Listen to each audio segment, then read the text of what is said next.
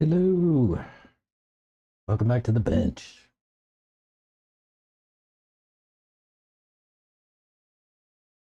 How's everybody doing? We're here.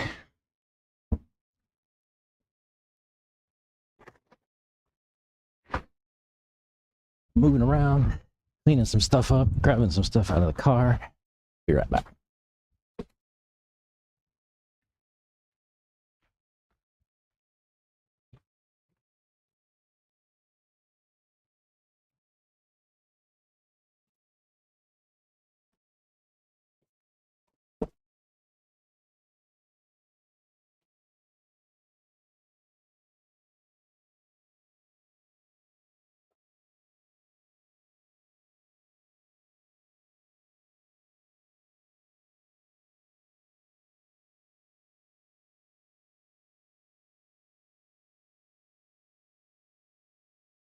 Stuff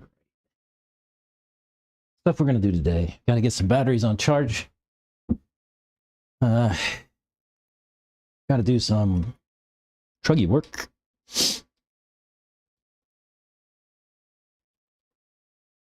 Put a new speedo in so I can drive my truck. And we're gonna play with some audio settings because I rewatched the track stuff from yesterday and there's like no audio there. I need to understand why. I think it's noise cancellation, and noise cancellation is picking up nitro cars and blocking everything. Not really sure. We will play with it today though and see what we can figure out.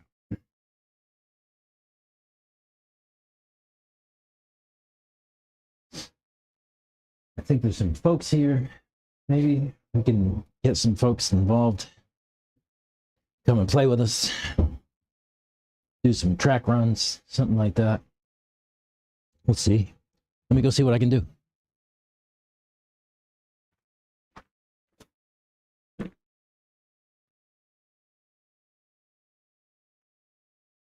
Yeah, that's it, man.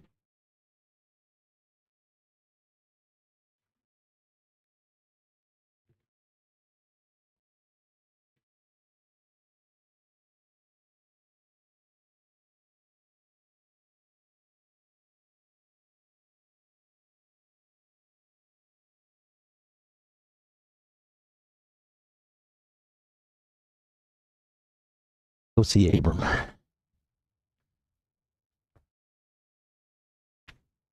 Yo, Spooked me. what's up? Dude, freaking 2 laps. Busted another rear arms. Oh no. That's what I said. I was like, are you kidding me? Do you have a spare? I do. Okay, I've got tons of them if you need. That's right. I've like my rear bag, you know, has drawers in it. Mhm. One of those drawers is entirely arms. Like I the truck and buggy arm. I have a It's little like, bit one here. But dude, that is so good to know. yeah. Chris, no, well, again, unfortunately, so he's not going to be out, and so the shop's not going to be open either. I don't know. It's coming.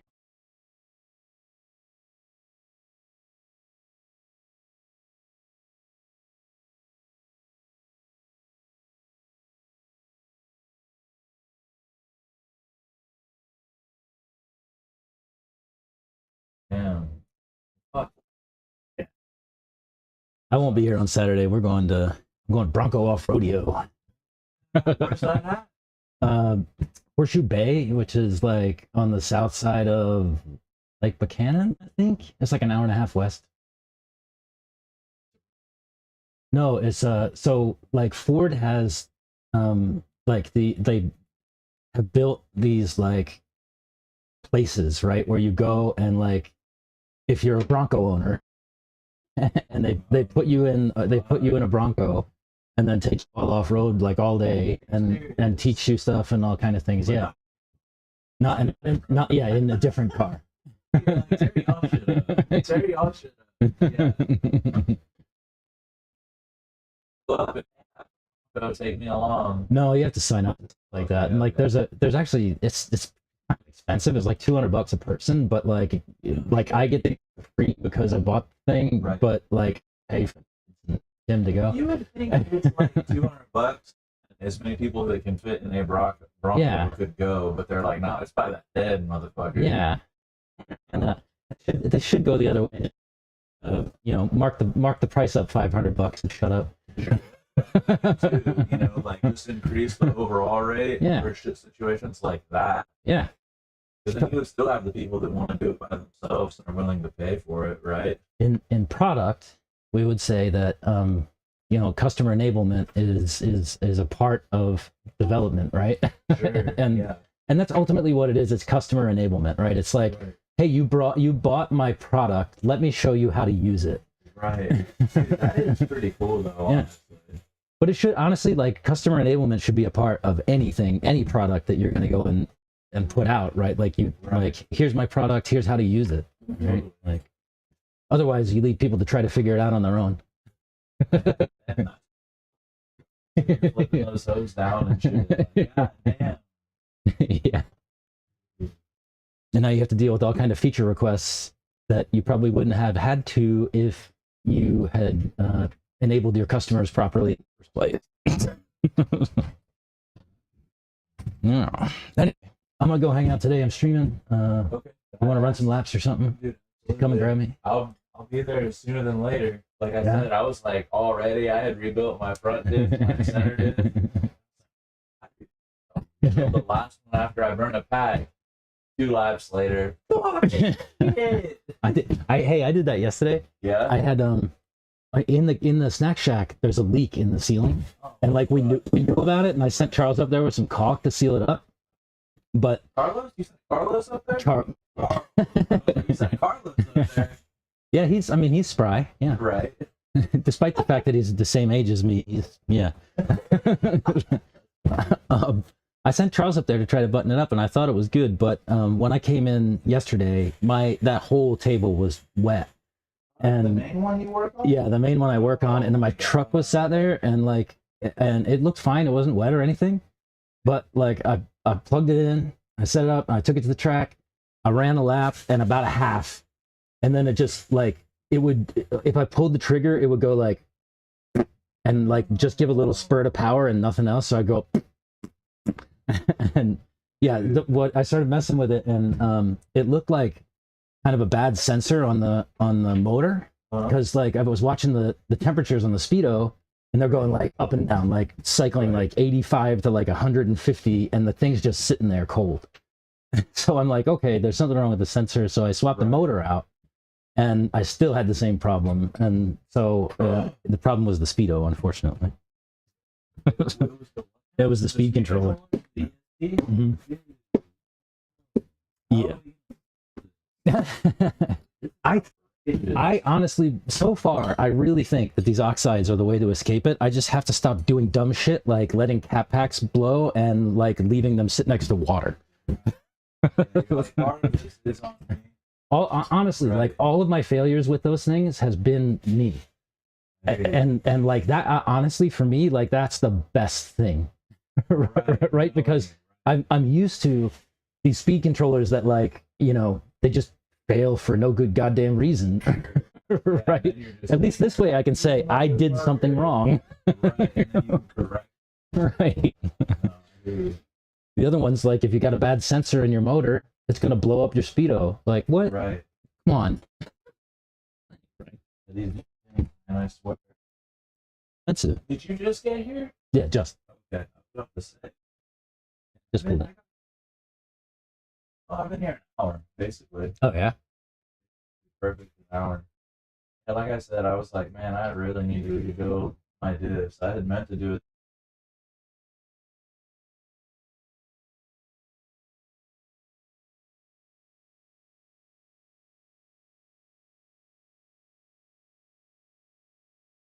Was shooting the shit with them for quite a bit, talking about the nitro and all. Were they here that, this morning? so that was fun. No, the last time. Last time. Yeah. They were out here yesterday. Yeah. Oh no shit. Yeah, they were the only ones. It was just me and them. That's so fun, dude. Awesome.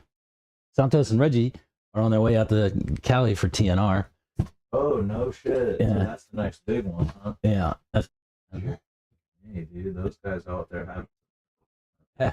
Because Reggie went to the Silver State one, didn't Yeah, he, in yeah. Las Vegas? Yeah. Yeah, because I just so happened, I didn't watch all of it, but I watched what I could. Happened to catch him on one qualifying. Nice. First, and he fucking got it stuck in. Yeah. It goes, right? Yeah.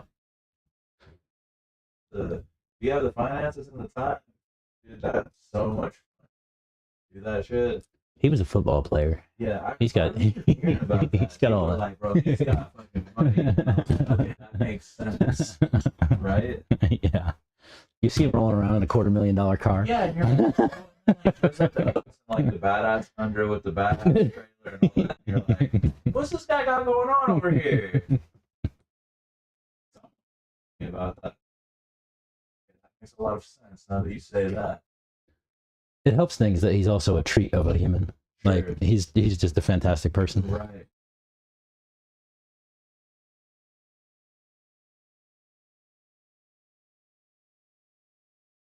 Yeah. Yeah. All right. Yeah.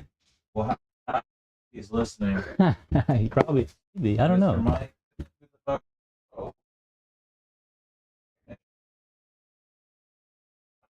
There, yeah.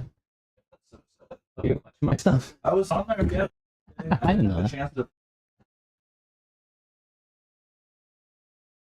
Messenger me. But shit, like I can't respond on comments. So I'm like, Nice. he sends me a picture and he's watching it on his TV. I'm like, yeah, I guess you can't Yeah. respond. Yeah, you gotta get on your phone and don't. Hey, that might help me. Seriously, I get more views. Yeah, seriously. Okay. Let's get to it. All right, buddy. I'll see you in a bit.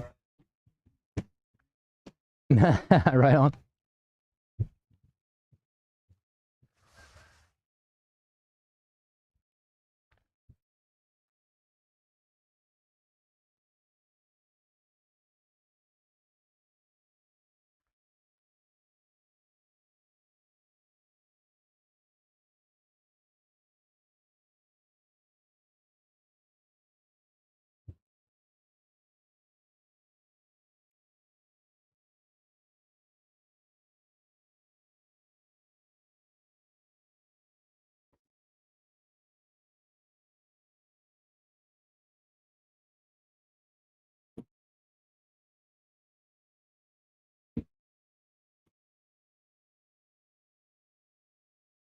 All righty. Not a Fed. Yeah. Ah, there you go. You guys connected. Perfect.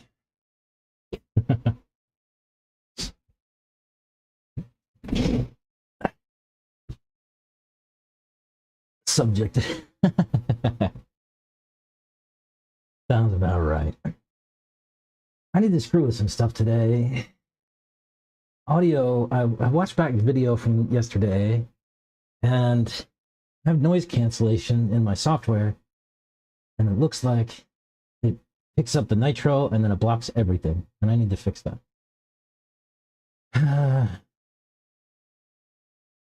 I wish I could. Maybe I'll just turn off noise suppression altogether today and see how it goes. There's noise suppression off.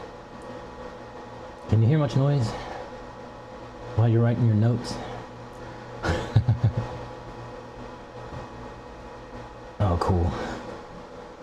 Nice. Yeah, what's the noise level like?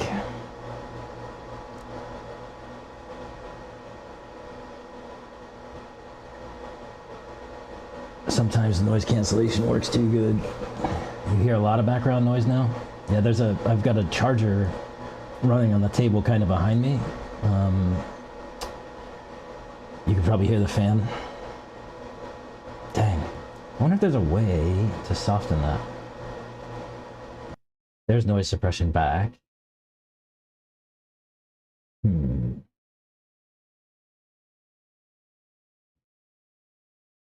Let me go see what I can learn.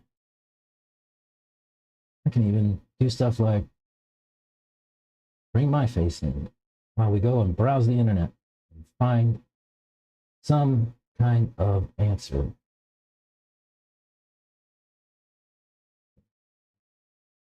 How about that? I'll just make it small. Ooh, that's pretty cool.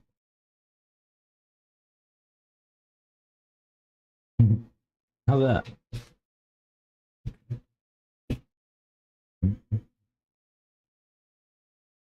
I can put it way down here. Yes.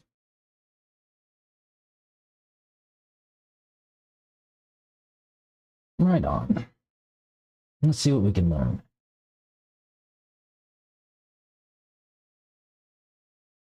That's all good.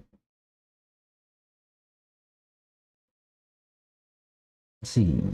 Can I go recapture? Yes. How about that?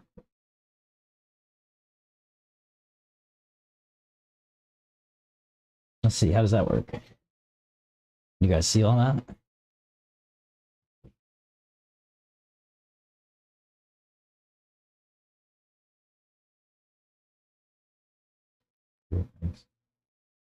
I have pest control people at my house, and my wife's dealing with it and texting me. I have animals in the attic. Anyway, let's see. Does this work or no? Is it working?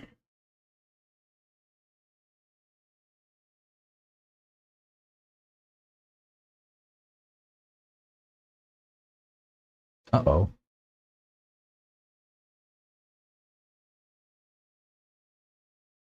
Okay. That's not working. Let's try this. What's going on? Display capture, window capture, or no, not that one. Application capture. How do I say which application? Chrome. Fancy. How's that? Yes, that works. Sweet. Right on. All right. What was I saying? OBS, noise cancellation. Can I soften it?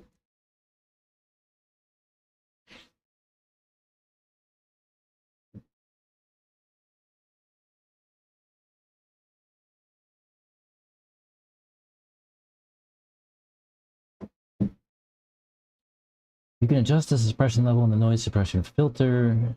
Aggressive method or use a noise gate. RN noise for better quality but lower intensity, or fine-tuned speak settings for less aggressive, softer rhythm. What is speaks? Do I have speaks?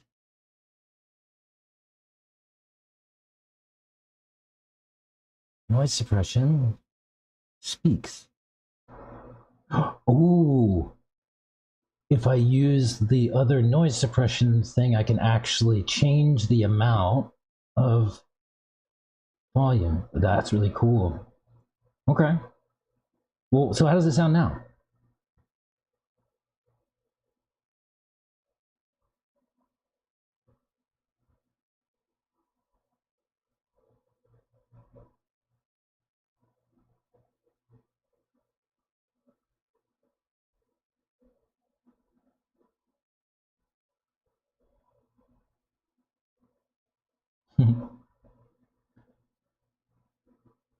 There goes the faceless. Yeah, I don't have to.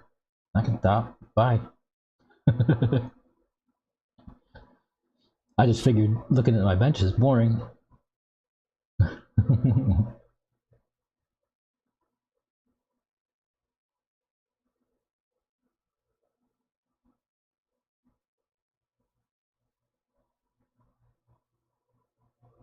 How's the audio now with noise suppression but like dampened a little?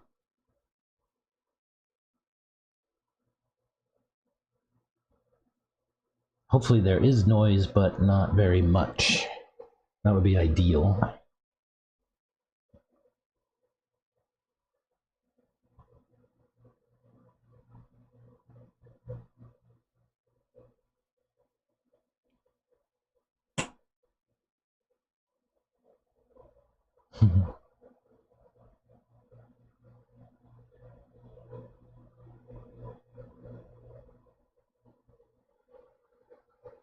Do something loud. I mean, well, I'm trying to make sure that like the audio's okay with noise suppression, and I want to make sure that you can't hear the fan that's running back behind me while I'm talking. Does that make sense? And can you tell me how it sounds?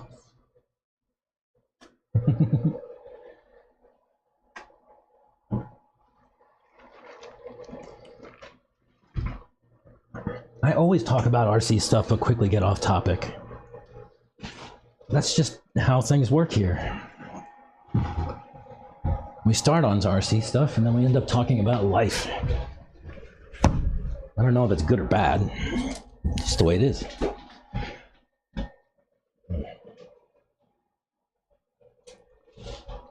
So you should be able to hear me, but not any noise from the fan and stuff, right?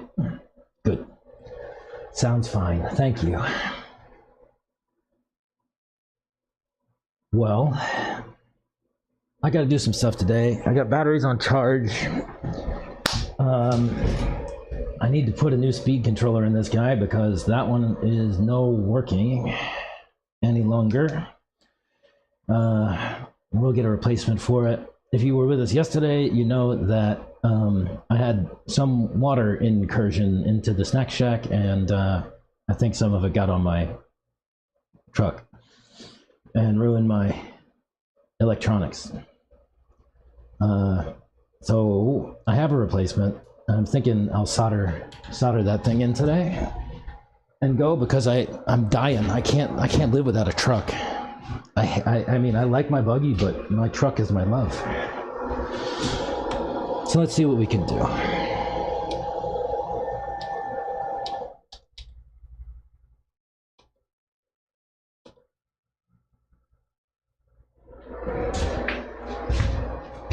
Let me see if I have a spare.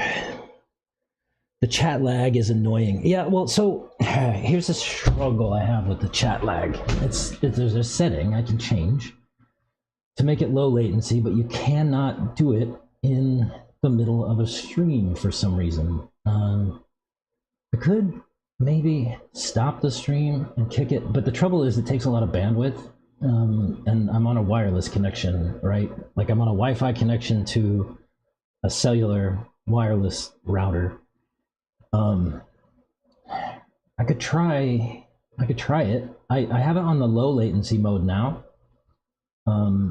but there is an ultra low latency mode that would probably eliminate the chat lag, but I can't change it in the middle of a stream. I can stop streaming for a moment and try. Hang on.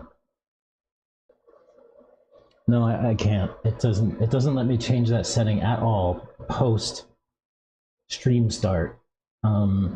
So tomorrow, or not maybe tomorrow, the next time I stream, I will tick the ultra low latency box as a test, and we can see how it works. Otherwise, the only thing I really can do is like just end this stream altogether and start up a whole new one. But that's messy.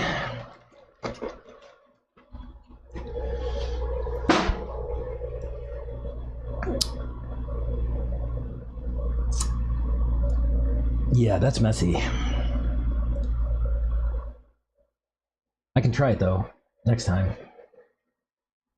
Yeah, I mean, it is YouTube's, and it's just the chat lag is just it's a necessary evil. It's just then there's a question of how laggy you can make it, right? Like you can make it more or less laggy, but you can't eliminate it altogether.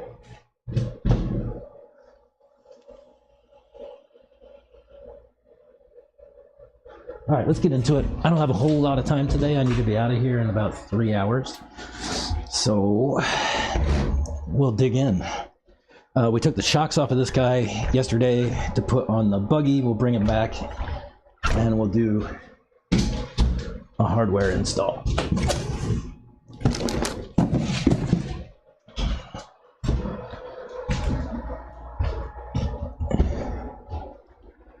We will do a hardware install.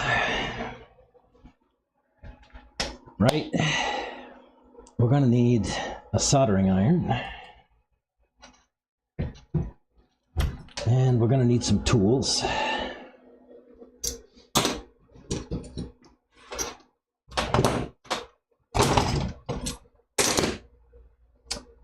These are the springs we'll put back on the shocks.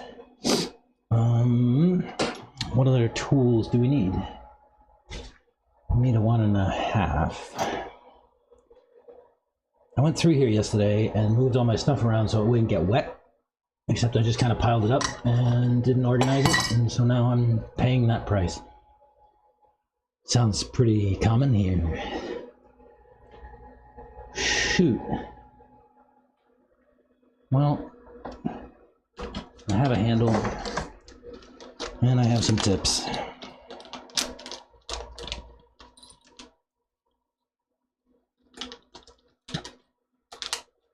I bought these with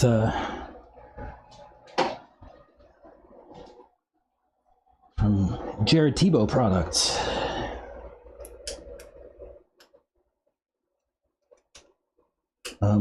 Why doesn't this shouldn't this go into the handle? Oh, there it goes. But then it doesn't. Ah, perfect.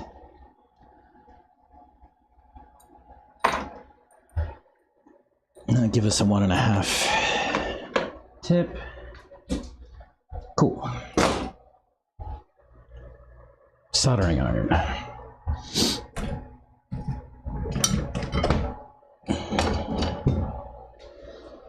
Well, I guess we have to take this thing off of the deck. I do need to find the right screwdriver for that. I've misplaced all my tools because I tried to keep them from getting wet.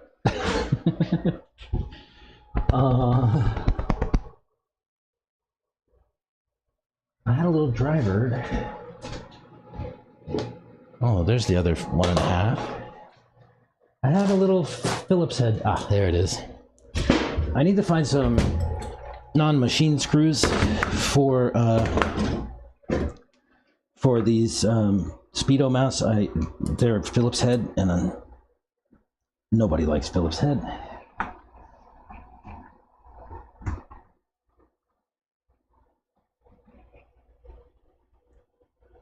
Phillips head screws were made to strip. I don't know if you know that.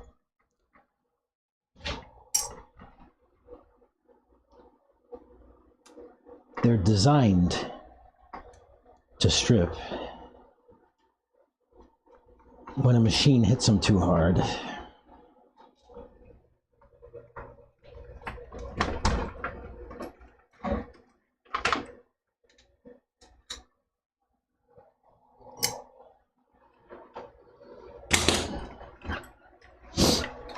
All right, let's get the heat shrink off of these and get solder off of them.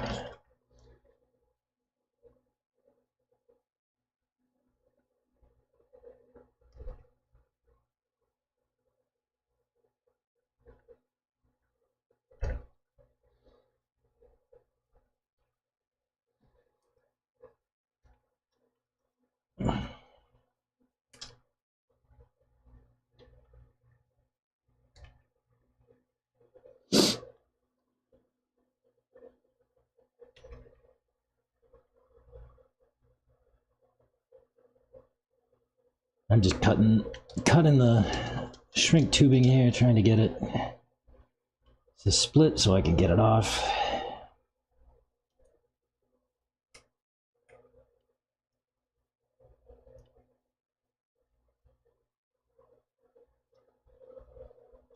And yeah, let's take all of these off.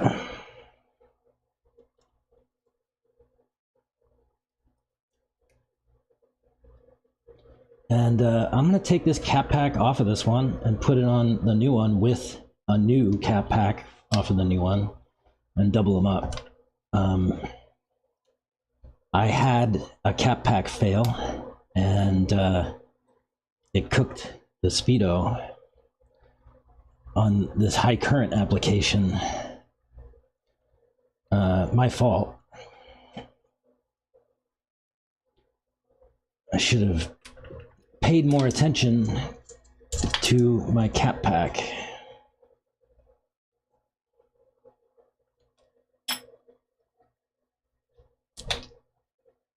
Way it goes.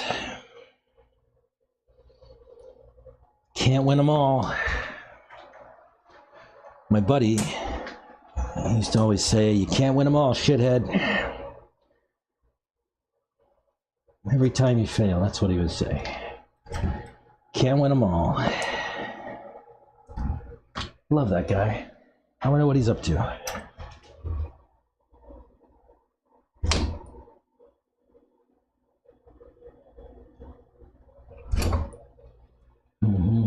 This shrink tubing has like glue on it. It's very difficult to get off sometimes. I mean, it's good, that's what you want, but for me right now, it's in my way.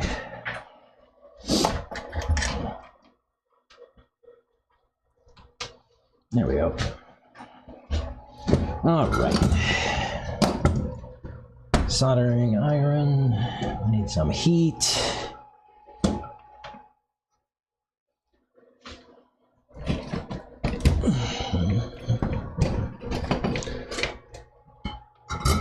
All right.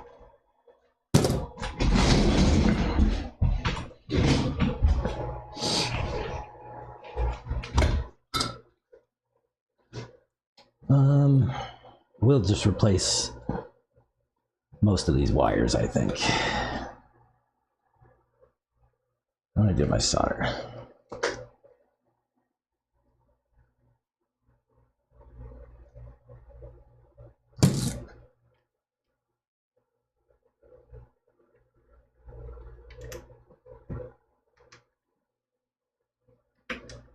All right, one down.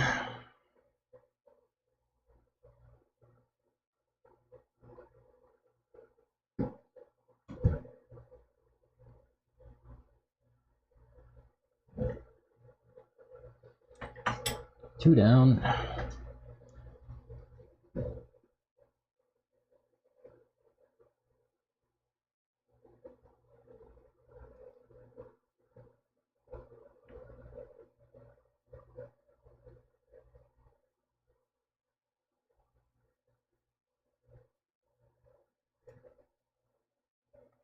And this is the last one. Oh, I do need to open up the receiver box and get all that disconnected.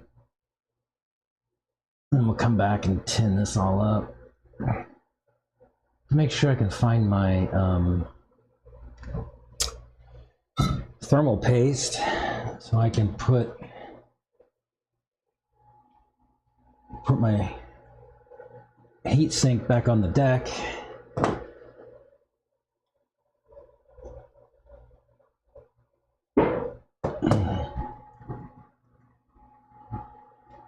Yeah. I guess might as well tin this while I got my iron hot.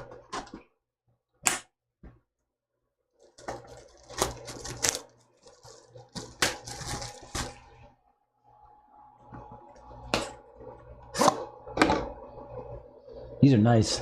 In the box, they give you a nice little ribbon to pull from. It's like Victoria's Secret or something. Fancy. Tiffany's box.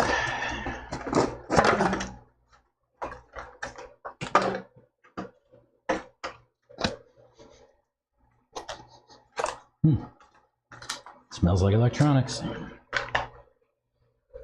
And some more oxide stickers. And if you don't follow the channel, you probably don't know, I'm kind of in love with these speed controllers.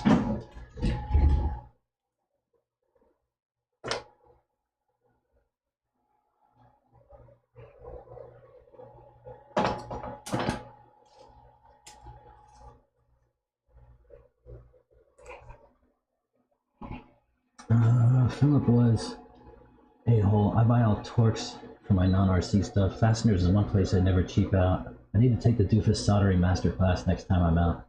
Yeah, dude. Soldering's easy, man. What I do with that new speedo, I'll show you. We'll do it right now. So, let me take this down, get out of the way, we'll make it easier. How's that? Soldering master class. First, you need oodles of heat. Lots and lots of heat. I run my iron at 830 degrees. I think it'll go up to 850. Yeah, it'll go up to 850. I run at 830. I don't know why. It's just a nice round number. Doesn't really matter. As long as it's hot, right? And with heat, solder needs a lot of heat. Let me come down. I'll bring the camera down. How about that? Is this better? Let's see if we can do this.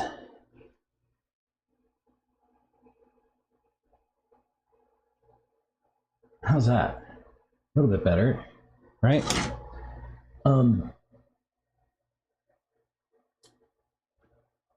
Yeah? Yeah. Maybe a little closer. I wonder if I can bring it closer and actually focus. Because this is like a foot away. Let's try it. Oh yeah, that'll work. Okay, cool. So, soldering. Nice and simple. Solder needs heat to flow.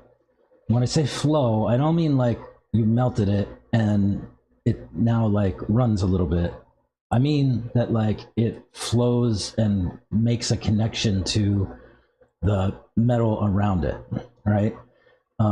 So if you look at these terminals on the speedo, this is right out of the box. They're fresh, you know, not tinned, nice shiny brass, whatever.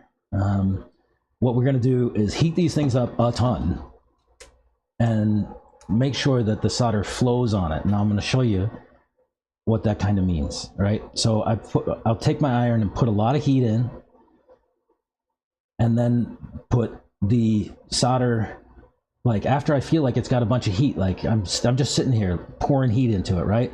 Then I'll add solder and about maybe a half an inch of wire and hold it there, and you can see the difference when the solder flows versus when it's not tinned at all here, right? Like there's a nice cup in there, the solder's, you know, sat in there nice, and it's going to do good things from here. Let me show you what a bad solder looks like. Let me turn my heat down.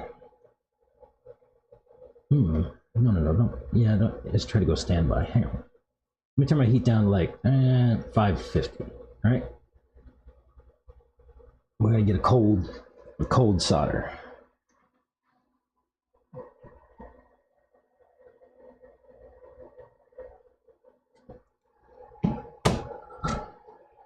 This is a cold solder. That one. You can see that like a little blob of solder got onto the terminal. It is kind of stuck there, but it's a cold solder. I can probably just scrape that off. Obviously not with my fingernail, but maybe with a little wrench. Well, not quite just scrape it off, but you get the idea, right? It's all about heat. And soaking it. I mean, soak it with heat.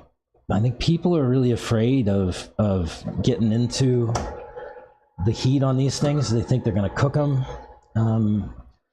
I don't think that there's a concern with these in particular, because when I heat these terminals up, the heat actually transfers out this heat sink and it's gone fast. The other speedos I've done, I always do this the same way, and I never had any trouble. So let's heat it up, and then I'll add my solder, and like I said, about a half an inch. And when I pull my iron away, I didn't even have to work, right? Like it just flowed around the cup and the terminal just because it was hot enough.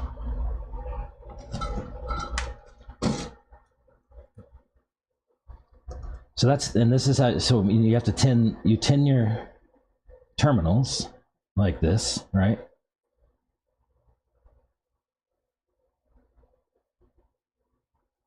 And then you have to go and make sure that your wires are tinned. And I'll show you how to do that too.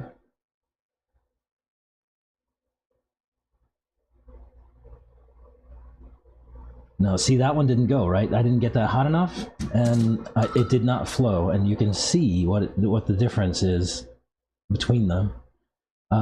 It's slight. It's kind of difficult to tell the difference between, but there is a difference between these three and this one.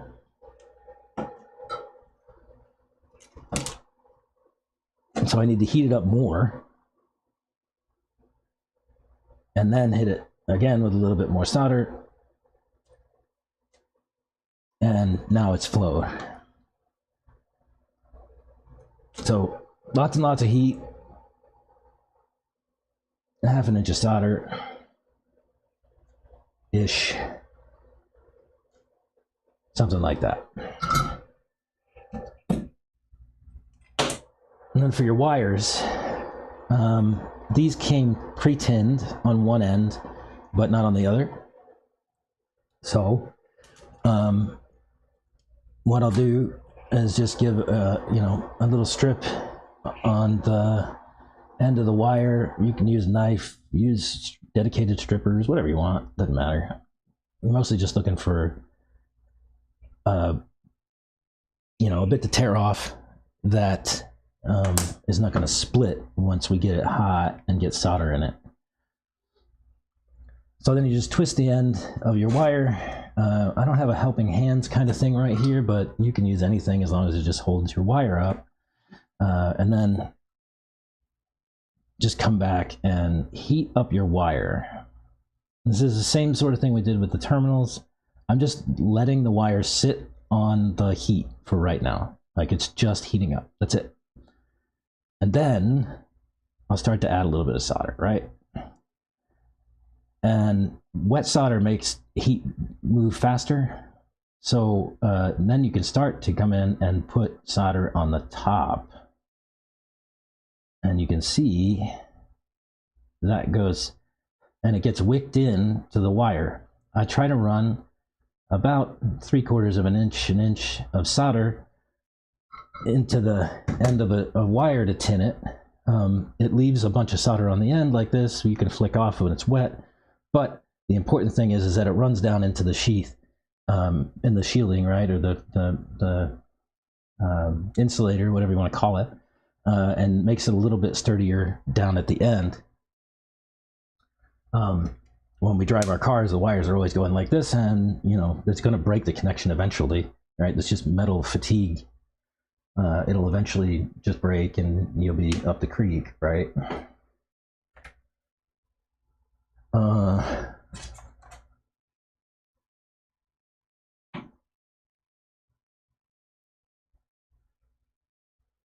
So you have to tin the end of your wires. Hang on a second, I'm just cutting the cap pack off of this wire here if I can.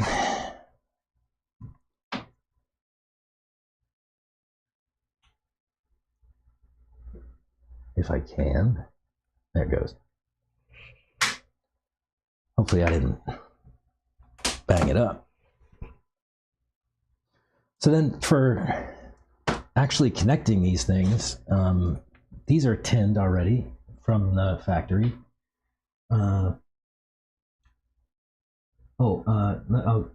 come back. Let me look at chat. I wonder if you could get the Oxide guys to do an interview. Yeah, maybe. I might try. I do have some relationship with them.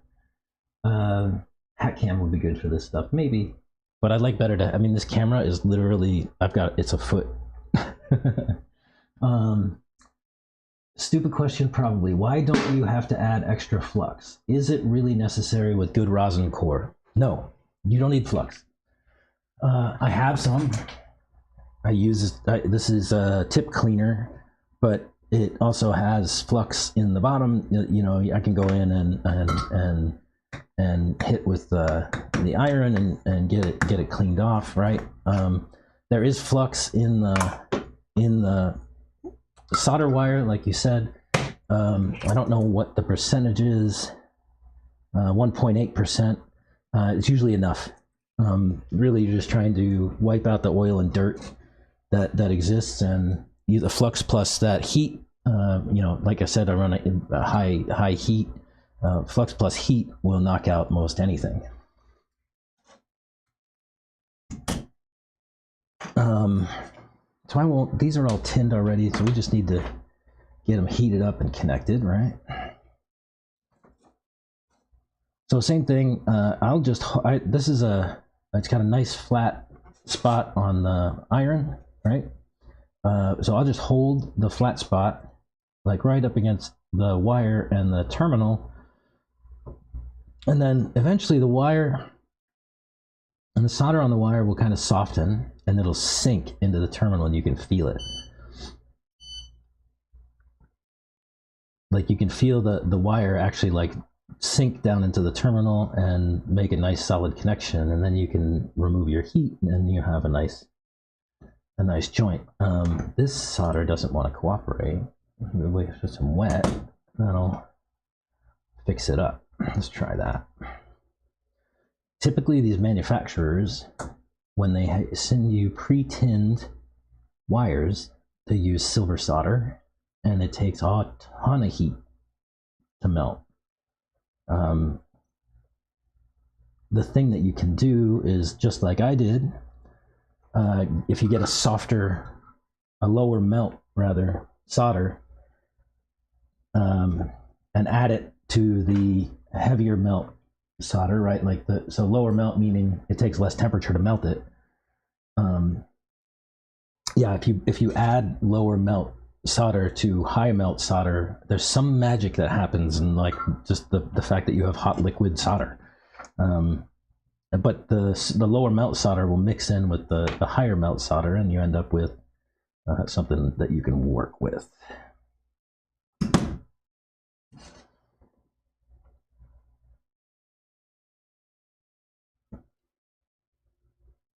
But yeah, the manufacturers typically put very high temp, very high melt solder in their pre-tinned wires. And I don't know if it's a product of like the manufacturing process, or you know, if there's a really good reason for it that I'm not aware of. But yeah, typically super high melt solder on pre-tinned wires from the electronics manufacturers. And so this, you can see kind of what a good joint looks like, right? So I've melted the solder and I've nestled the wire down into the cup. Solder is a very poor conductor compared to copper wire. So you want to try to get as much contact between your wire and the terminal as you can, and the solder is really just holding the connection in place. That's what that's all about. You can come back and add shrink tubing to these if you want. I will probably. I'll cut some and put some on, but that's really all there is to soldering, right? It's all about soaking heat in and making the connections nice and solid, sturdy, so they can pass as much current as they could possibly want to. Make sense? But I think a lot of people don't use enough heat because they're afraid of ruining their ESC or something, right? They're like afraid to put too much heat into it, and I get that. But at the same time, it really does take a lot of heat. There's not two ways around that, I'm afraid.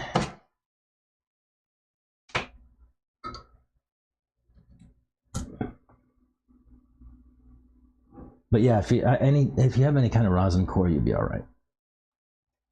You don't need dedicated rosin.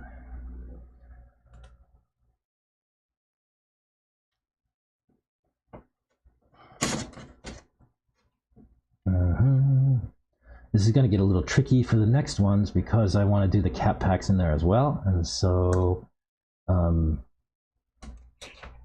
it'll just be a little bit of a challenge.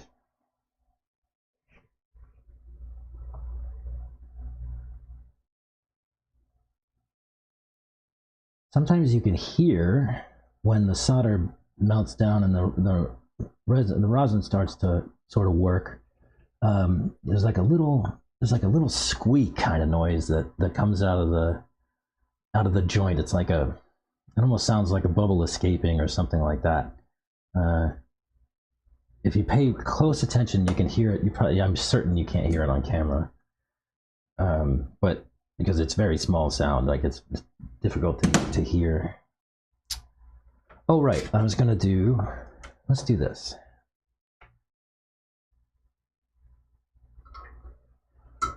What's going on outside? Oh, somebody's driving around.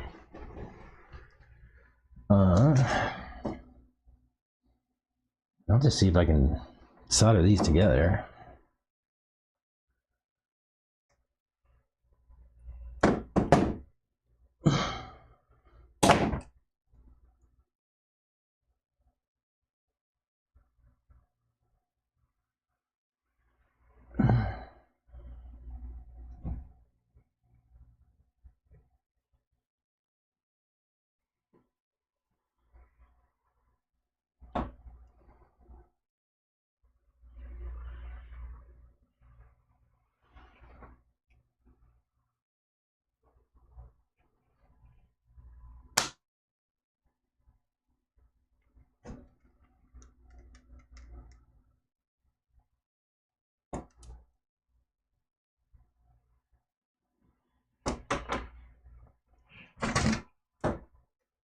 I really should get one of those like helping hands kind of things, something to hold my work. It would make this all a lot easier.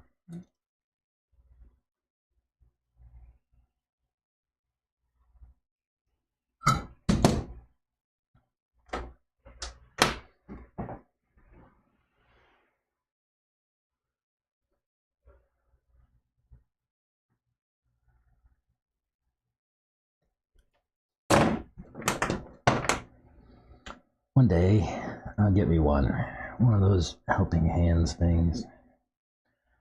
In the meantime, we'll make it work.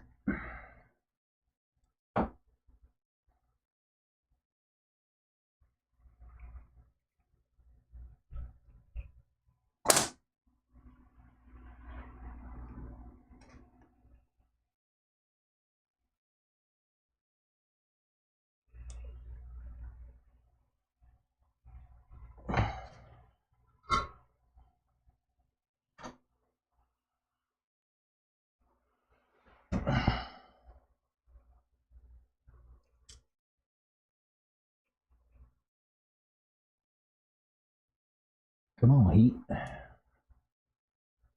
There we go.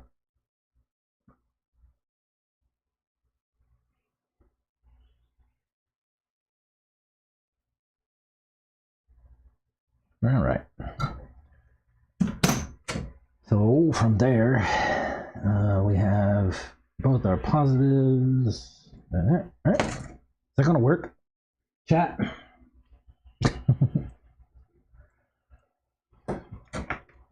We gotta go positive. And where's my hot wire here?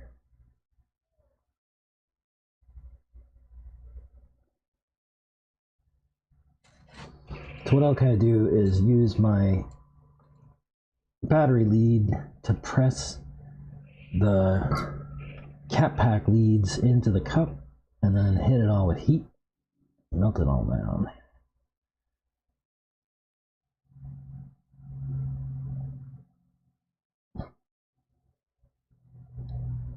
Like I'm basically smashing the cap pack leads between the terminal and the wire, like that. I really should have put shrink tubing on this. Oh well. Can't do much about that now. Actually, that's kind of obnoxious. Maybe there's a better way this way. I can switch it.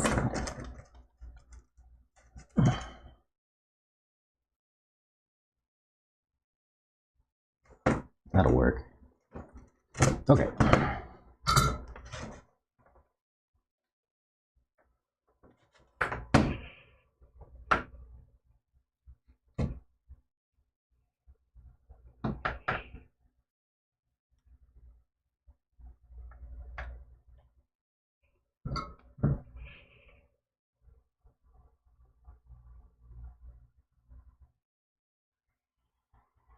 Get it real hot. Get a little bit of wet solder. Make sure my iron's hot. Yeah.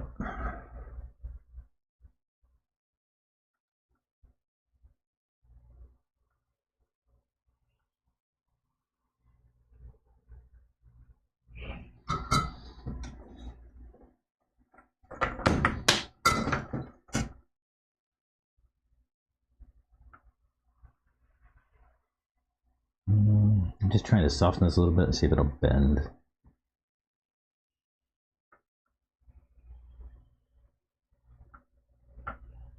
Oh, guess it will.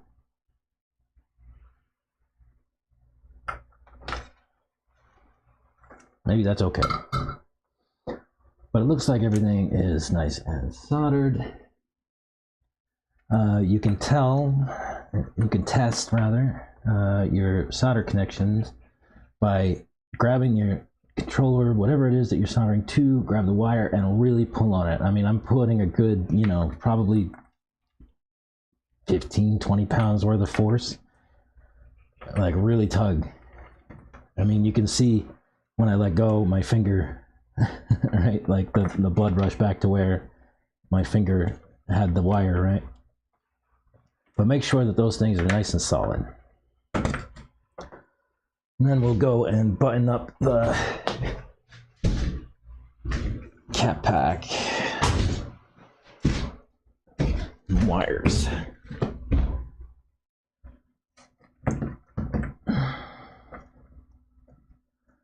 I'll just pinch them up here. Try to make it not look so bad. I need to go and get some of Abram's cable management stuff.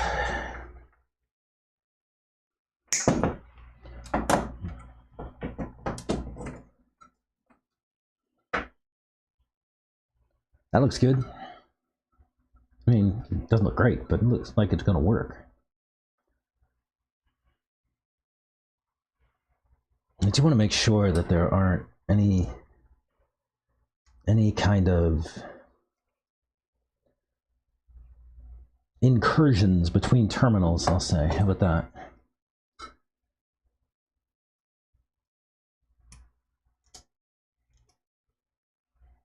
Cool.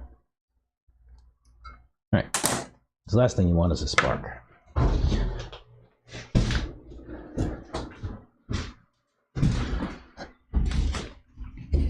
right.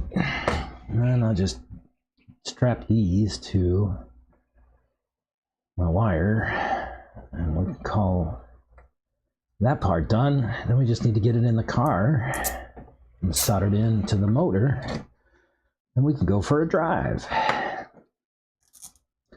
Let's see, how I'm going to do this. I'm going to put cat pack on each side, I think, and the wire in kind of in the middle, something like that.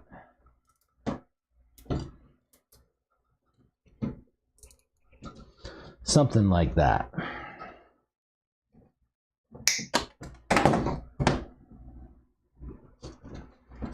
That'll do.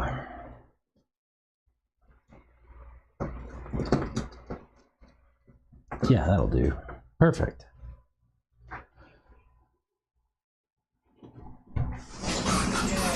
What's up? The damn Whoops playing to me. again. What happened? Get those motherfuckers. Yeah, dude, buggy and whoops is. Dude, that's what I'm saying. You know right. It'll still just get you that one time. Like, you motherfucker. Right? Dude, I was feeling pretty good about those laps. Really? That's good. Okay. Nice. All right. I said I was going to try to find my thermal paste. I think I can probably get away with what's there. Oh, here it is. Let's move this camera back up.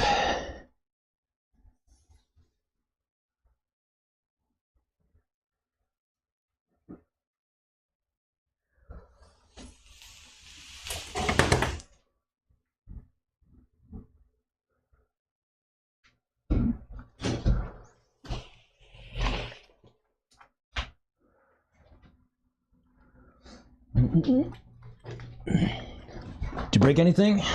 Thankfully, no. No? That's good. I gotta go glue up some tires though. Yikes. I saw the back one doing that, and then like, Did you- front ones too? Did you ever glue up those tires I gave you? Did. How'd they go? Dude, I love them. What did I give you anyway? What's that? Did I give you triumphs or triads? I think they were the triads. One of those. I think it was that. Wait. Yeah, this is I triad. think it was that one. Yeah. Triads are like the go-to out here, man. Dude, I'm saving those for like a race day. You know Oh, yeah. What I mean? Yeah. B, go away. They come in here sometimes and I have to chase them out. They're just your buddies, man. I have to. Yesterday I learned that I need to have this blind open because my Wi-Fi is right here. Oh, now you know that at least. Sorry, buddy. You can't be here. Yeah, he's done now. I killed one yesterday too. Well, don't kill them all. We're running. I know. We need bees. We definitely need bees. Oh.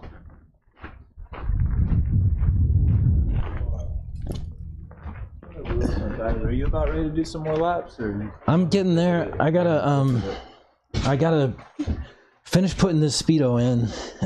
I gotta finish taking this one out. Nice. I gotta finish putting that one in. I got it all soldered. I just need to get it in and soldered up to the can, and I'm pretty well ready. I do need to put shocks back You're on. about halfway there. Yeah, I'm close. Okay, cool.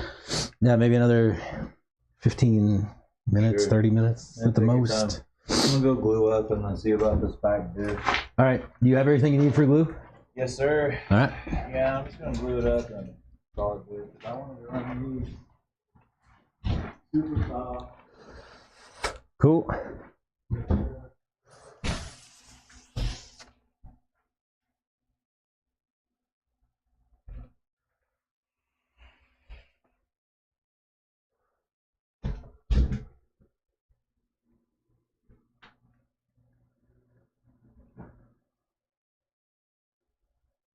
Uh-huh. Give me 1 second. I need to run over to the restroom. I don't want to. Yeah, I'll be back.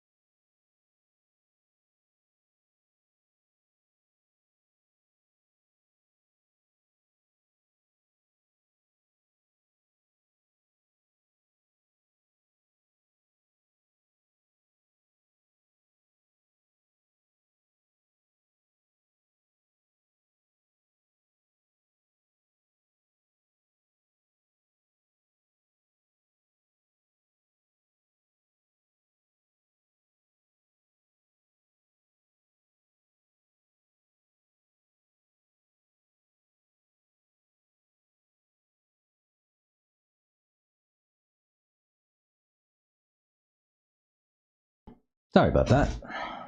We're back.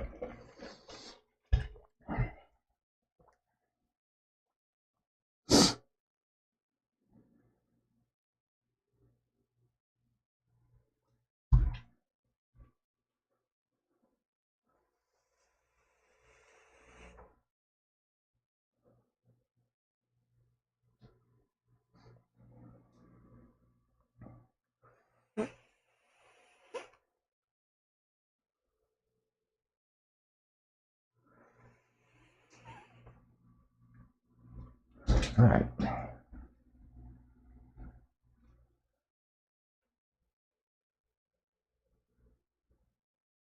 I'm watching a discussion on the internet about micromanagement and the management or the managers subreddit. I've previously been a manager. I enjoy being a manager. I see a lot of people on the managers subreddit that they say they're managers, but they do not behave as a manager. They have this idea that humans are things to produce some little thing and only that little thing, and you're not allowed, if you're a human, to have feelings in the workplace.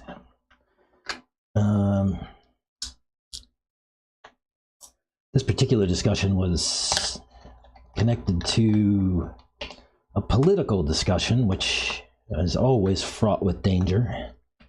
But the reality is that scared people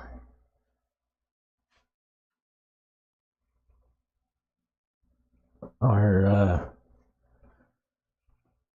scared people are not going to produce the best results.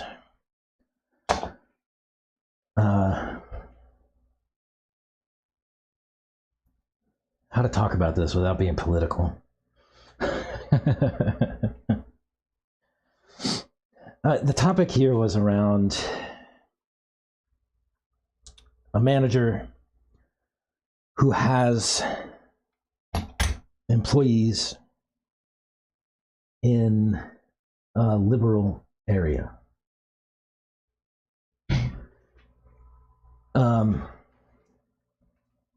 And they were struggling with performance from these employees a little bit. And they were trying to understand how to get more out of them. And we talk a lot here about safety and psychology. People, if they are afraid of something, will not produce to the best of their ability because their brain spends cycles on worry.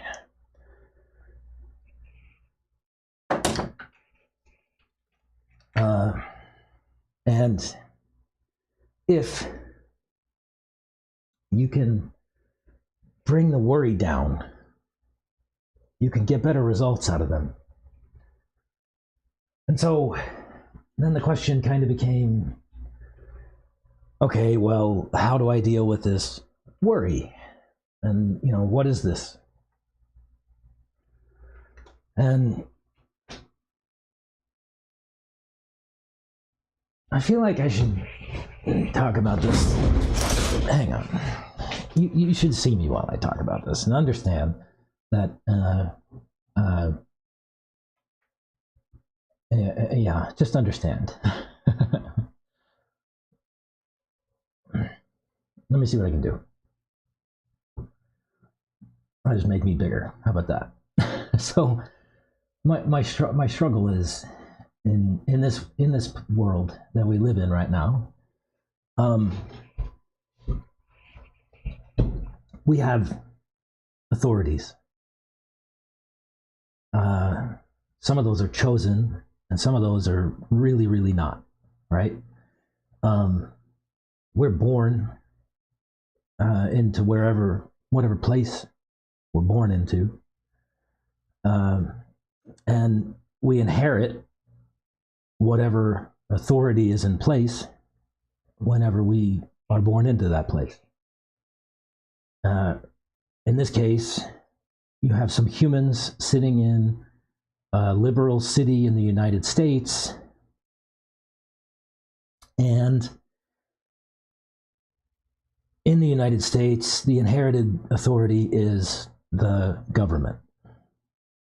Full stop, right? Over most everything. Over your work, over your life, over all the things. Your parents are your authority, the government's your authority, and on. If you're a child and your parents, who are your primary source of authority,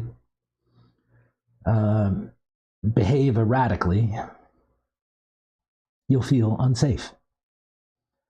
If your parents tell you things like you don't belong and you're in the way and you're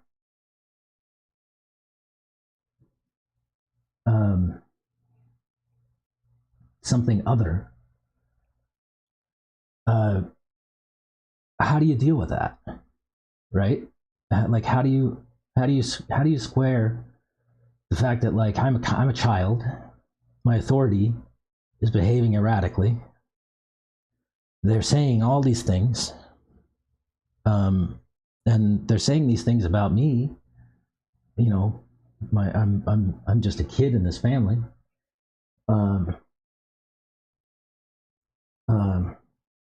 Yeah. So think about it in that context, right? Like you have people who are in a city, they were born there. They chose to stay there for whatever reason. Maybe their family's there, maybe their friends are there, their people are there, right? And then their parents are coming along and saying, you don't belong here. And they're saying that you are something other, right? You're not a part of us. That is a threat, like at its core. And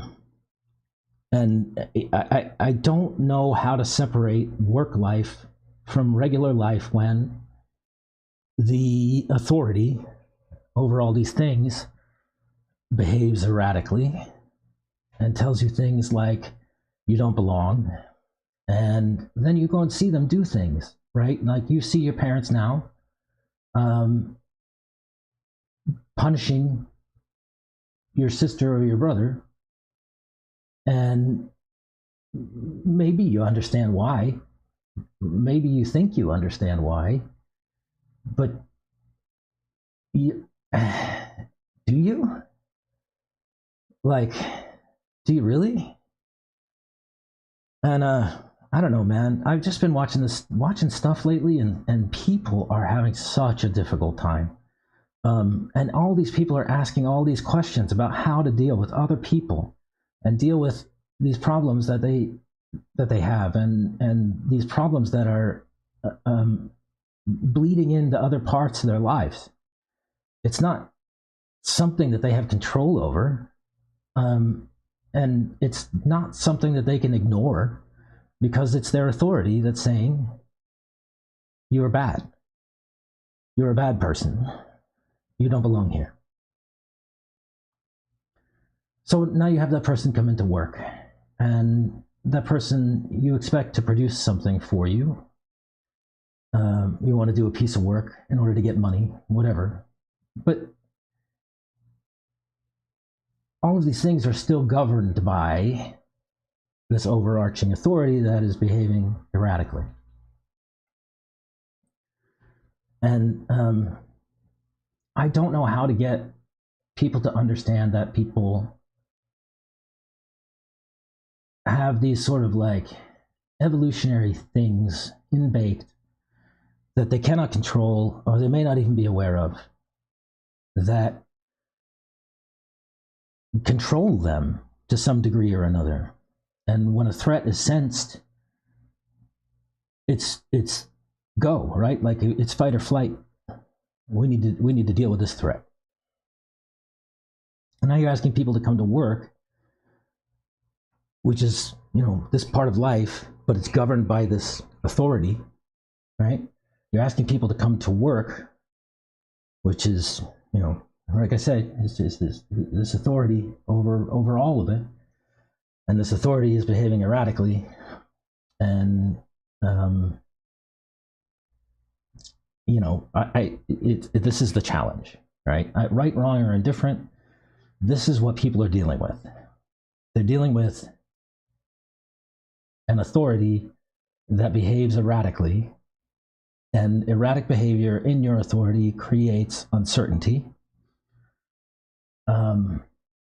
Uncertainty creates all kinds of other things. Defense mechanisms and all that kind of stuff come up. Productive work can't happen when you're dealing with emotional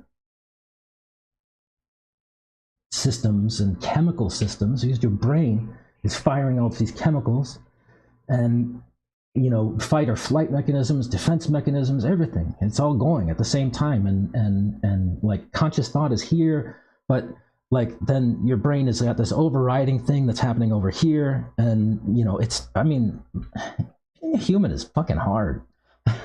Y'all. Like, being a human is not easy. Being a human in this world is really challenging. Like, being a human in this world is, you think about everything that we do is in service of surviving, right? But everything that you must do in this world to survive is tied to some form of money, right? Like, you cannot survive in this world without having some money, right? And if you think back to, I don't know, prehistory, right? Humans running around, hunter-gatherers and all that kind of stuff.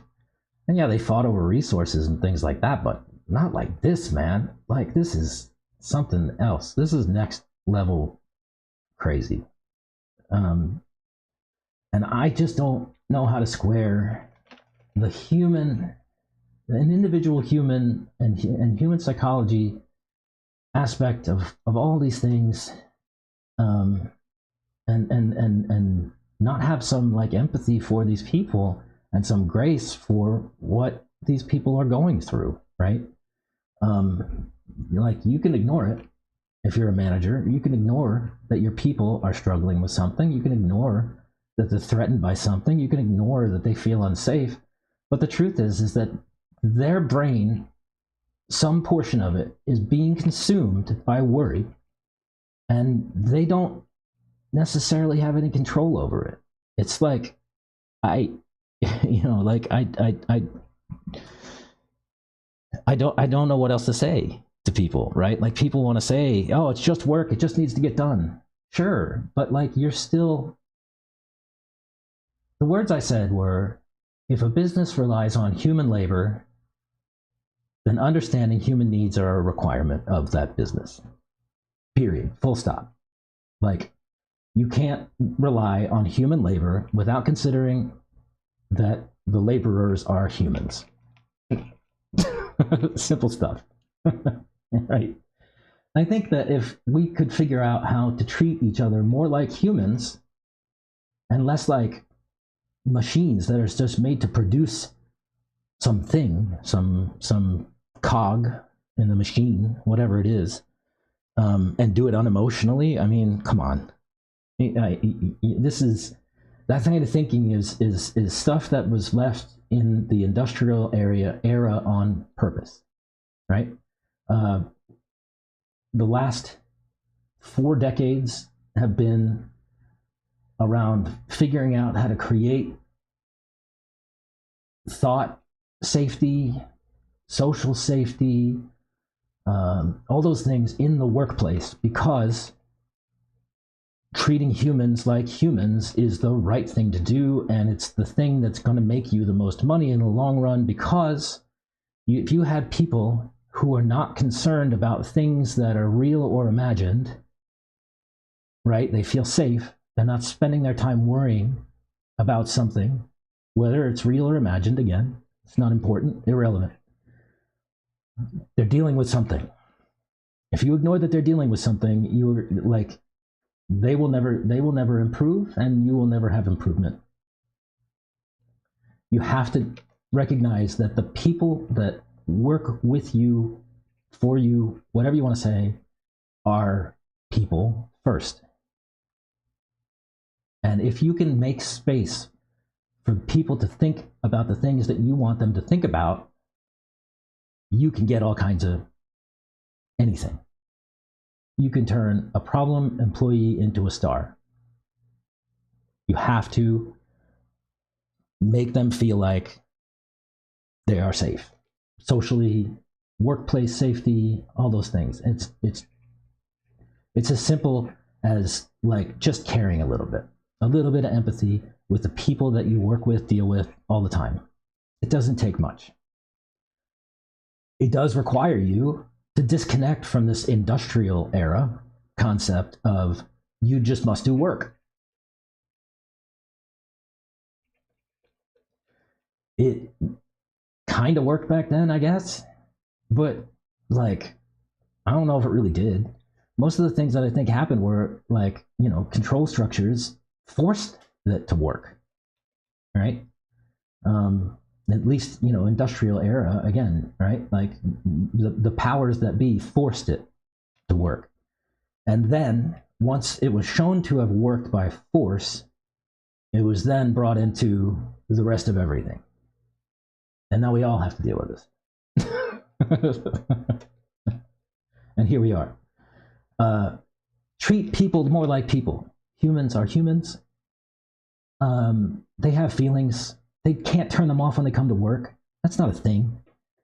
You can't stop people worrying about whether their authority is behaving erratically while they're at work, because that authority is an authority still at work. This is just the way things are. This is human nature, and to ignore it is counterproductive in any case. I don't care where you are. If it's workplace, if it's someplace else, if you ignore human nature, you are always going to have a bad time. Always. Invariably. Humans are going to do what humans do. And that's always been true. And again, like I've talked about, like, you can always think, if I put my finger on the scale, I could change something, right? But humans are going to do whatever the hell humans want to do. Like, you can try to put your finger on the scale. The truth is, you're probably just causing a lot of stress for yourself and for the other people. Knock it off. All right. With that, I'm going to turn this off. I'm going to go back to work.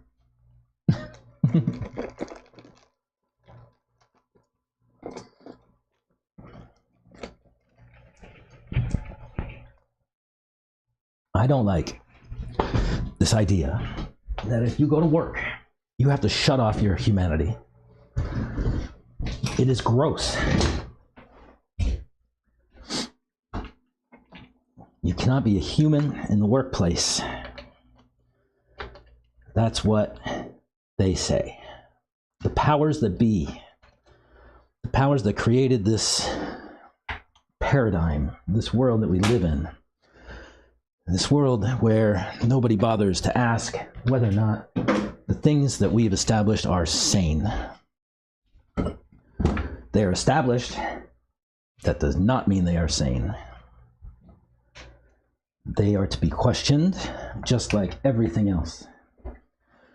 Question all the things. Come on, X-Files guys. Question everything. What the heck? That's not even a challenge. Question everything. Simple stuff. Scully and Mulder told me. Question everything. And God damn it, I mean, cut the shit, people. Like, why can't we just be humans and freaking deal with one another in a nice manner? Like, it's just Instead of all this hateful garbage running around and everybody's a bad person because they did a bad thing and blah blah blah. Like, knock it off. They're just people. Let people be people. Let shit be messy. I don't understand. Like, why is everybody gotta like have control over everything and like try to make everything nice and neat and clean? But it's not. It's not, and it never will be. There's no such thing as neat and clean in this world. There's messy and stressful. Pick one or both.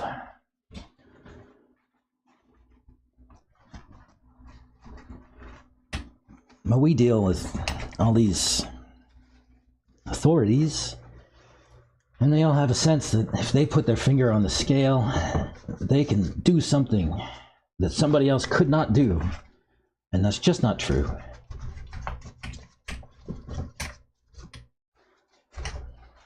You can't do it because it can't be done. It doesn't matter how hard you put your finger on the scale, it's not going to make a difference. The only thing you're going to do is cause more stress. Because now you're telling people that the things that they're doing are wrong, and they think that the things that they're doing are right. What do I do with my heat stuff? Yeah, to me, I struggle. I struggle. Let people be people. I don't understand.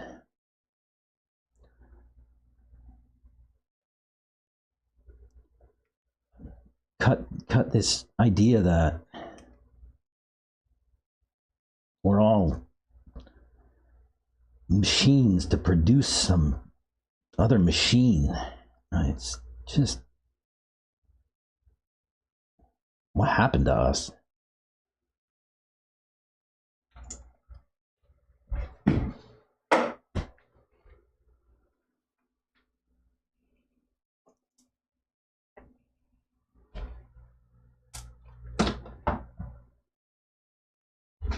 I get upset in this world.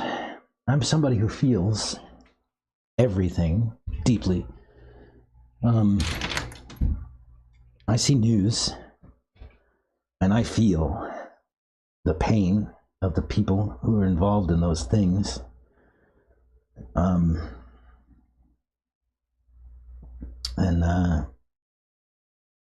I'm not okay with that. I'm not okay with some of the things that are going on.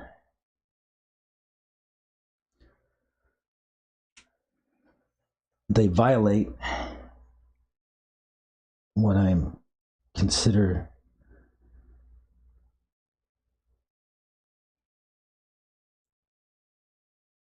humanity, caring.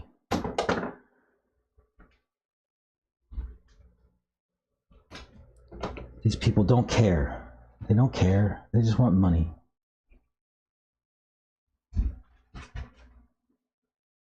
They don't care about you. They don't care about your kids. They don't care about your parents. They care about money.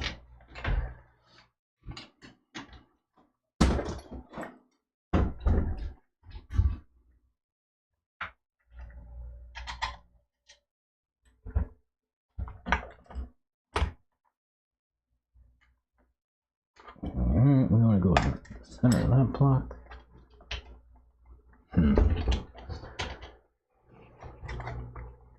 Trying to get this right. There.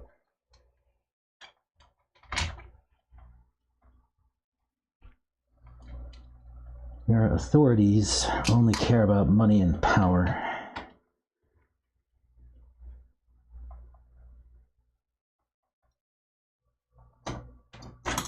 And it is shame.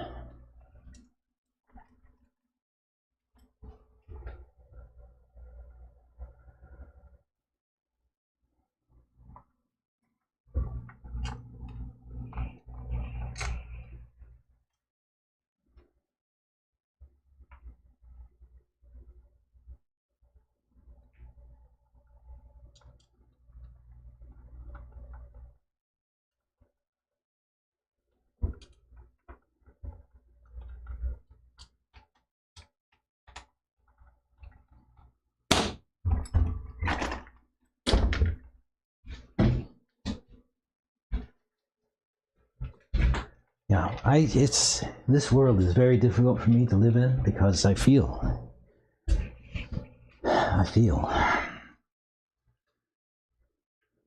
some of this stuff happens in the news, and with I don't know, some kid was killed by a drunk driver or something like that, and immediately I sense the pain of that parent, right?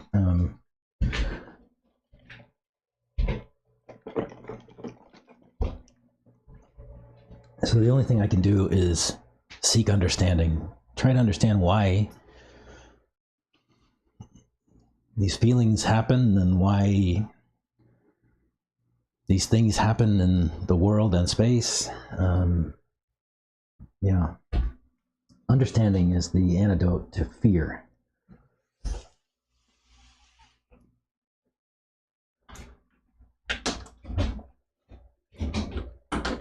All right, I'm gonna go ABC. I need the tin, get those off.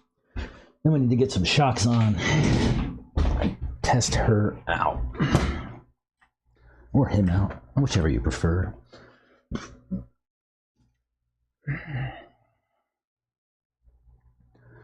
But yeah, it's difficult to be a person with feelings for other people in this world. This world is brutal. It's mean.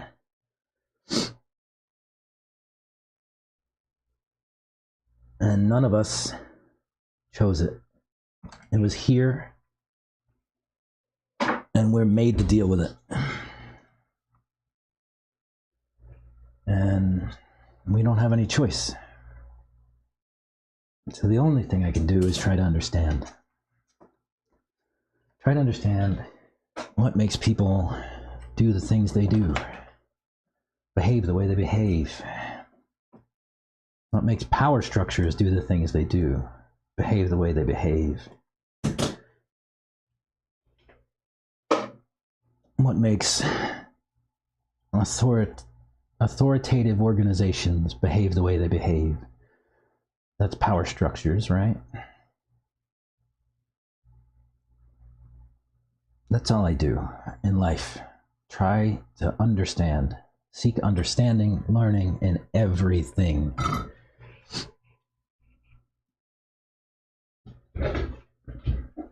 You guys see me do silly stuff on my cars, and it's not because I feel like I know better. It's because I don't know better. It's because I want to know better. And the only way for me to know better is to explore. And fail often.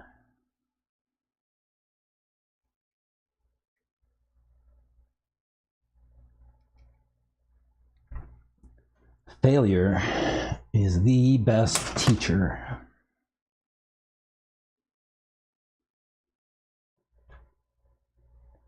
There's not a better one.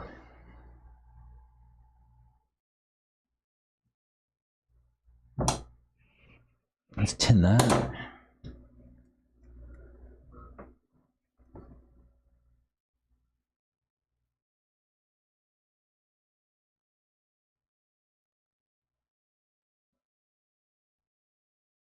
That's about it. What, an inch of solder there? Inch and a half?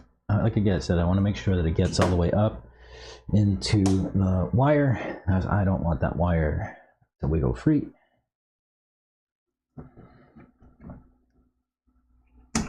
Oopsie. I'm making a mess. Yeah, I'll get off my soapbox, I promise. I've been really struggling lately. This last few weeks, I'm struggling with understanding what's going on in the world, and it seems crazy to me. Let me get this sensor wire out of my way. I'm gonna melt it. I'm just trying to understand, like understand the things that are happening around me, and what I'm seeing raises more questions and makes me think that I don't understand more and more.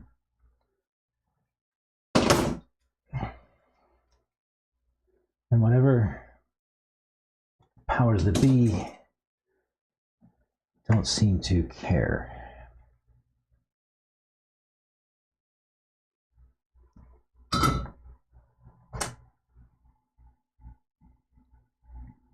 But the thing is, at some point, this wasn't a problem. And that is something I'm struggling with too.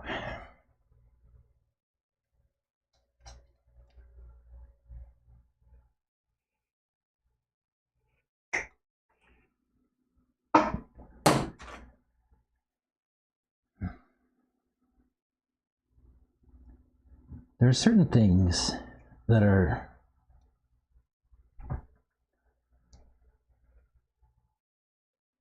what's the word?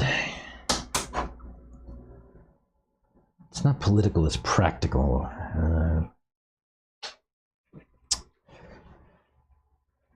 Something that's true, whether or not you pay attention to it, or yeah.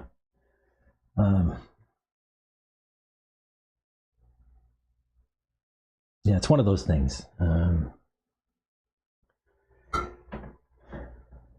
don't get it.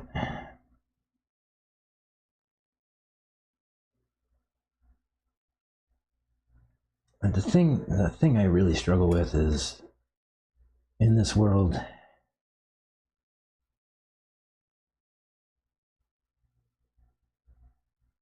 I watch humans treat other humans despicably, and I don't understand it.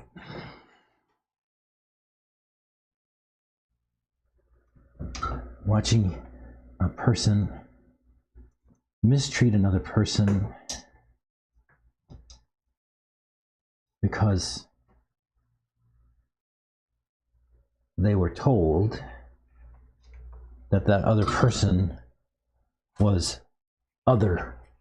They were somebody worth your contempt. They were not worth your contempt. They were worth your cooperation. I don't know if that has enough solder.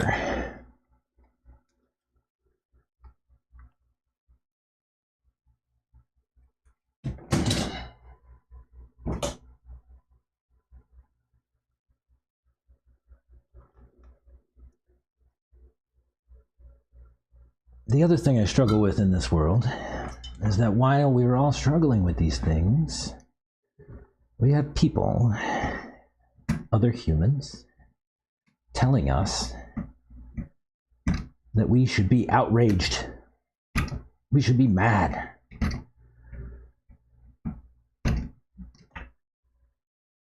You should be outraged at this thing. Why aren't you outraged?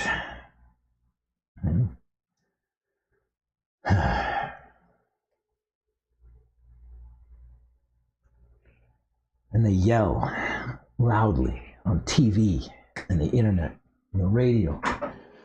And they tell you that you should be outraged at these people and what they did. What they do. What they do.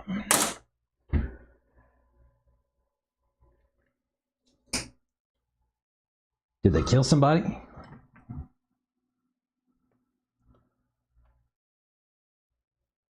Okay.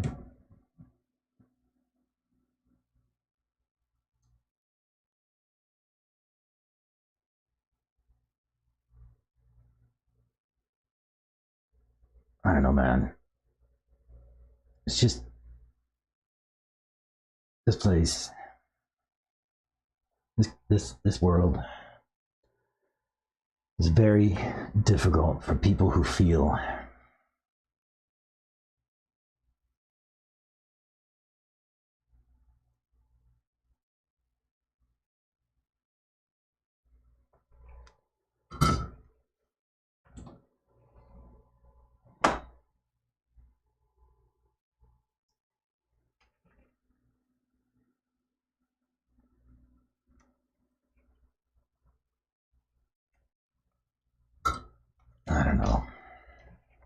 shit's depressing. All these humans fucking with one another over stupid stuff.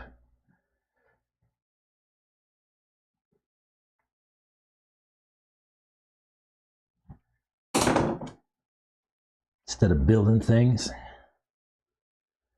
instead of making the world better, we fuss and fight over bullshit. That's not gonna work. A terrible solder job, doofus.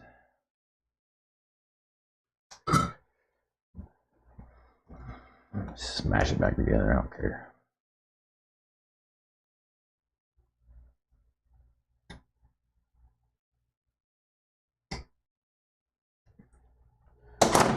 Yeah, if you feel feelings, this world is not for you.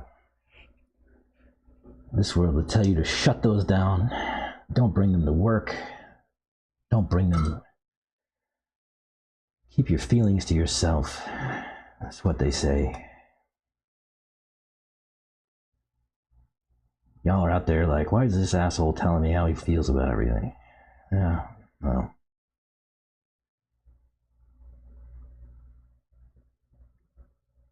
Because it hurts, man. It fucking hurts.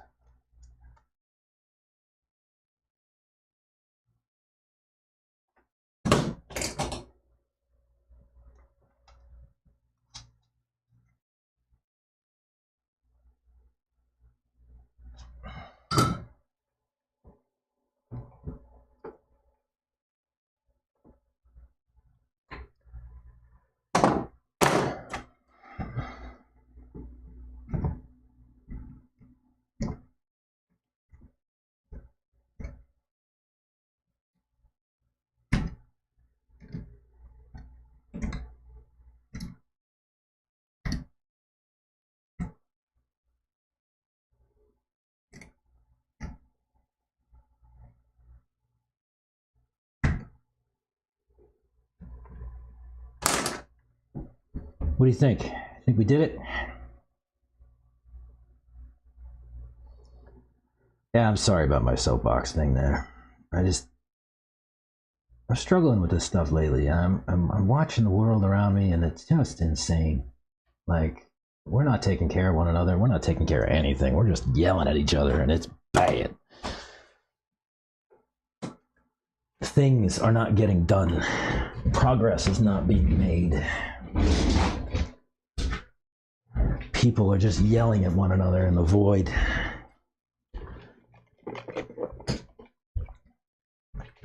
Fussing and fighting over scraps.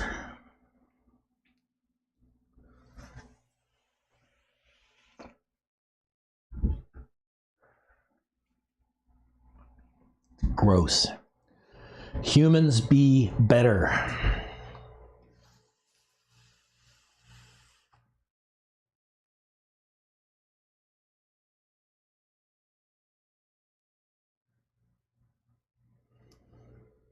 Yeah, now's a scary time.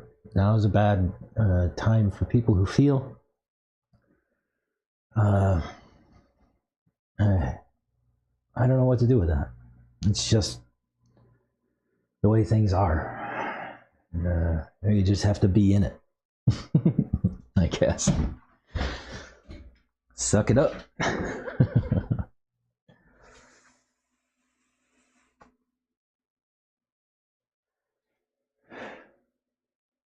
But it's hard, man. It's hard. It's hard to be a feeling human being and watch other feeling human beings damage themselves and one another. No, no. I don't need a break. I don't need a break from watching everything. I need humans to be better. Period. I just need humans to be better. Like this ain't hard. Take care of it. Take care of your people. Take care of your stuff. I mean, come on.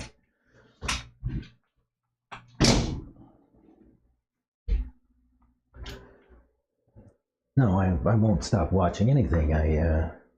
What I will do is continue to try to make sense of it all. Being ignorant, right? That's what ignorant, right? Ignoring, choosing to ignore things that are happening around me is a choice, but it's not one that I'm willing to make. In any case, ignoring the things that are happening around you is a surefire way to have those things land on top of you. If you want those things to land on top of you, go for it. Ignore them. But at some point, they're going to land on your head. And if you're not ready, it's probably going to hurt. That's just the way the world works. And ignoring it is not productive. I can't change much, but I can try to understand. Where's my camber link wrench? This is another one of those things that I moved around yesterday because of water, and I don't know where I put it. Oh, here we go.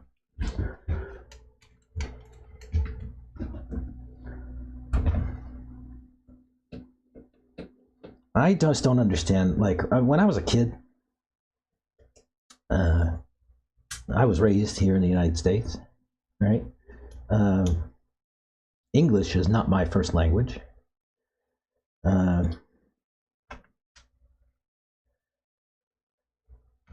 Here's something funny, something interesting about me. I can trace ancestry to the Mayflower. A relative of mine by the name of John Hart signed the Declaration of Independence, but English is not my first language.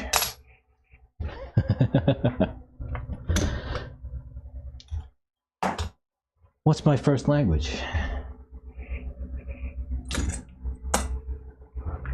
Born and raised here.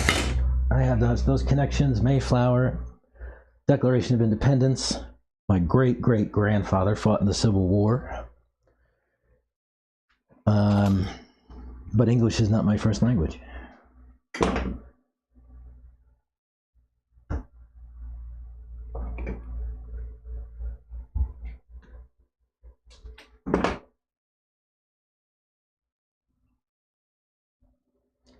You can know things are going on and not dwell on it. Yes, but if you're somebody who feels deeply and has a sense of justice around these things, and I'm a person whose sense of justice was built by this place, by the place that I grew up in, by the country that I was raised in. My sense of justice was given to me by this place. Over 40 some odd years, almost 50. And what I see in this place seems to violate the sense of justice that this place gave me. I'll just leave it at that. And I'm not okay with that. I'm not comfortable with it. And I will probably always be uncomfortable with it because it ain't right. Sorry. I was raised in this place to believe that the things that are going on right now are out of bounds for this place.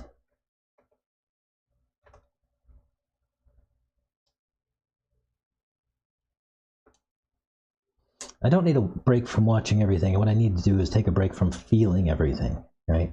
But it's difficult when you're somebody who has a strong sense of justice that was put in place by the system that seems to be violating that very same sense of justice. The one that it taught me.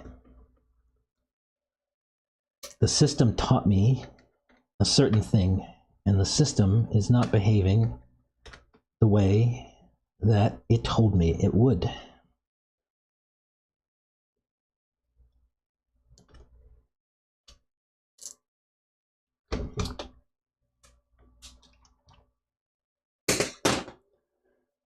The system told me to expect a certain kind of behavior, and the system is violating the behavior that it taught.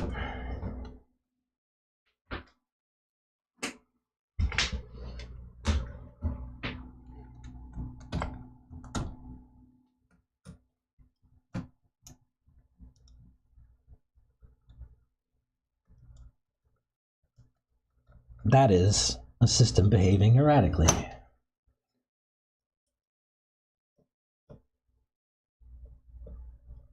That is an authority behaving erratically. And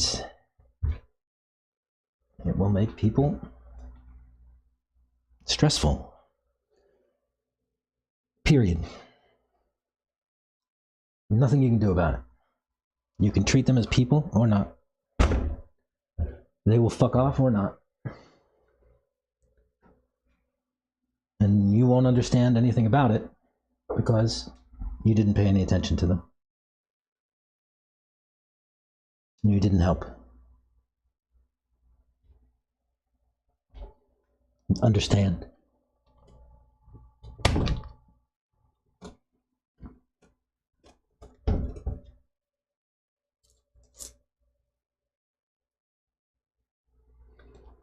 The system taught me something else. And then the system decided to go and do whatever the hell it wanted.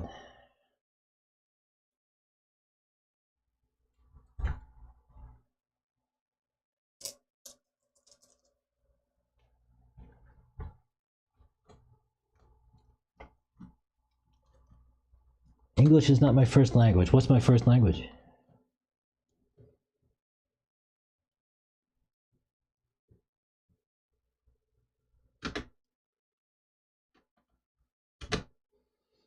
Truggy is my first language. It seems.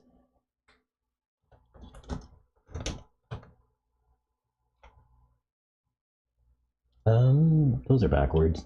Screw it, I don't care. I'm not gonna run it anyway. Yeah, English is not my first language. American Sign Language is my first language.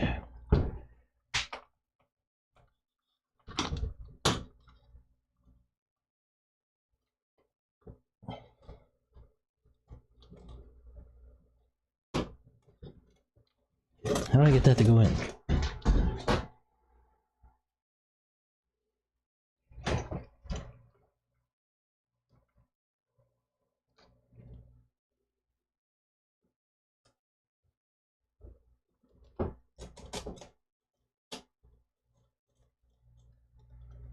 What did I do with that other shock? I should have 4. What did I do with it?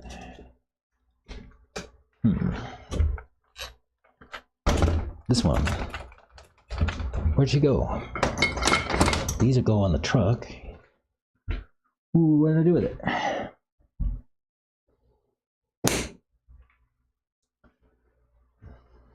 What did I do with that other shock?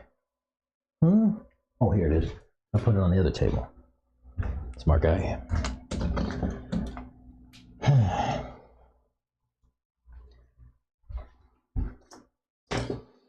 I wonder if English not being my first language gives me a different perspective on the world.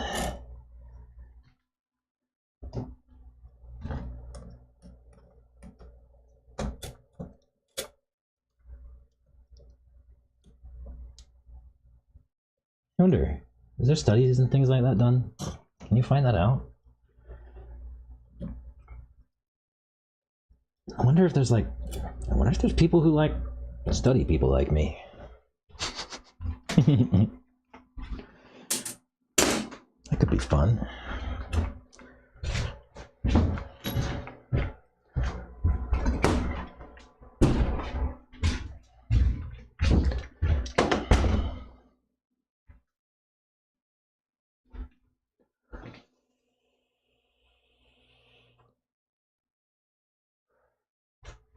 Grunts and whistles? Oh, I don't know what you mean.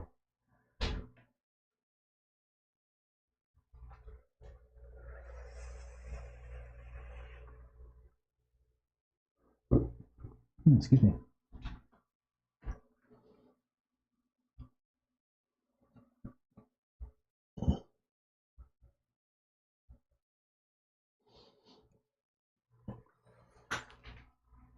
Let me see if I can get these shocks done. And then we can go for a spin.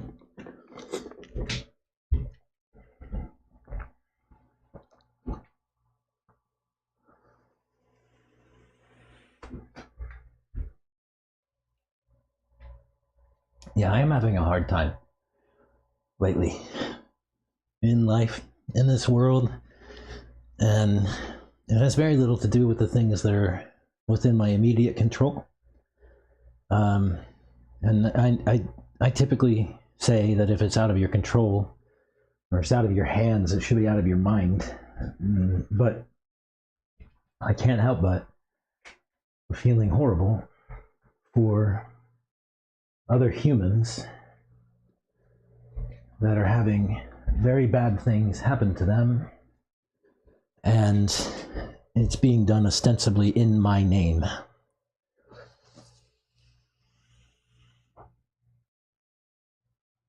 And it's being done with my dollars.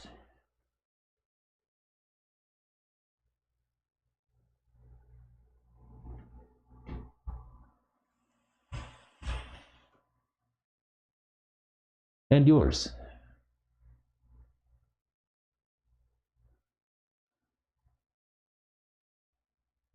So we are damaging other humans intentionally.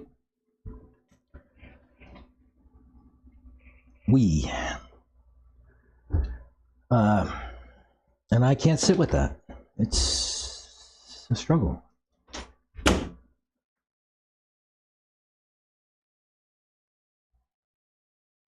It's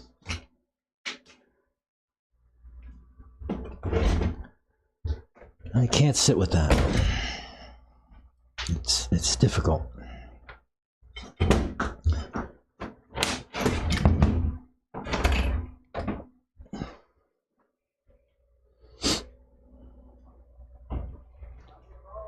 Hey, dude. Get me off my soapbox, will you? Yeah. I'm just over here like, Oh, you're going on. I'm just over here complaining about the state of the world and I wish I was listening in on that one. I'd have came join you. Maybe you should. I was just saying, I need a break anyway. I just gotta stop.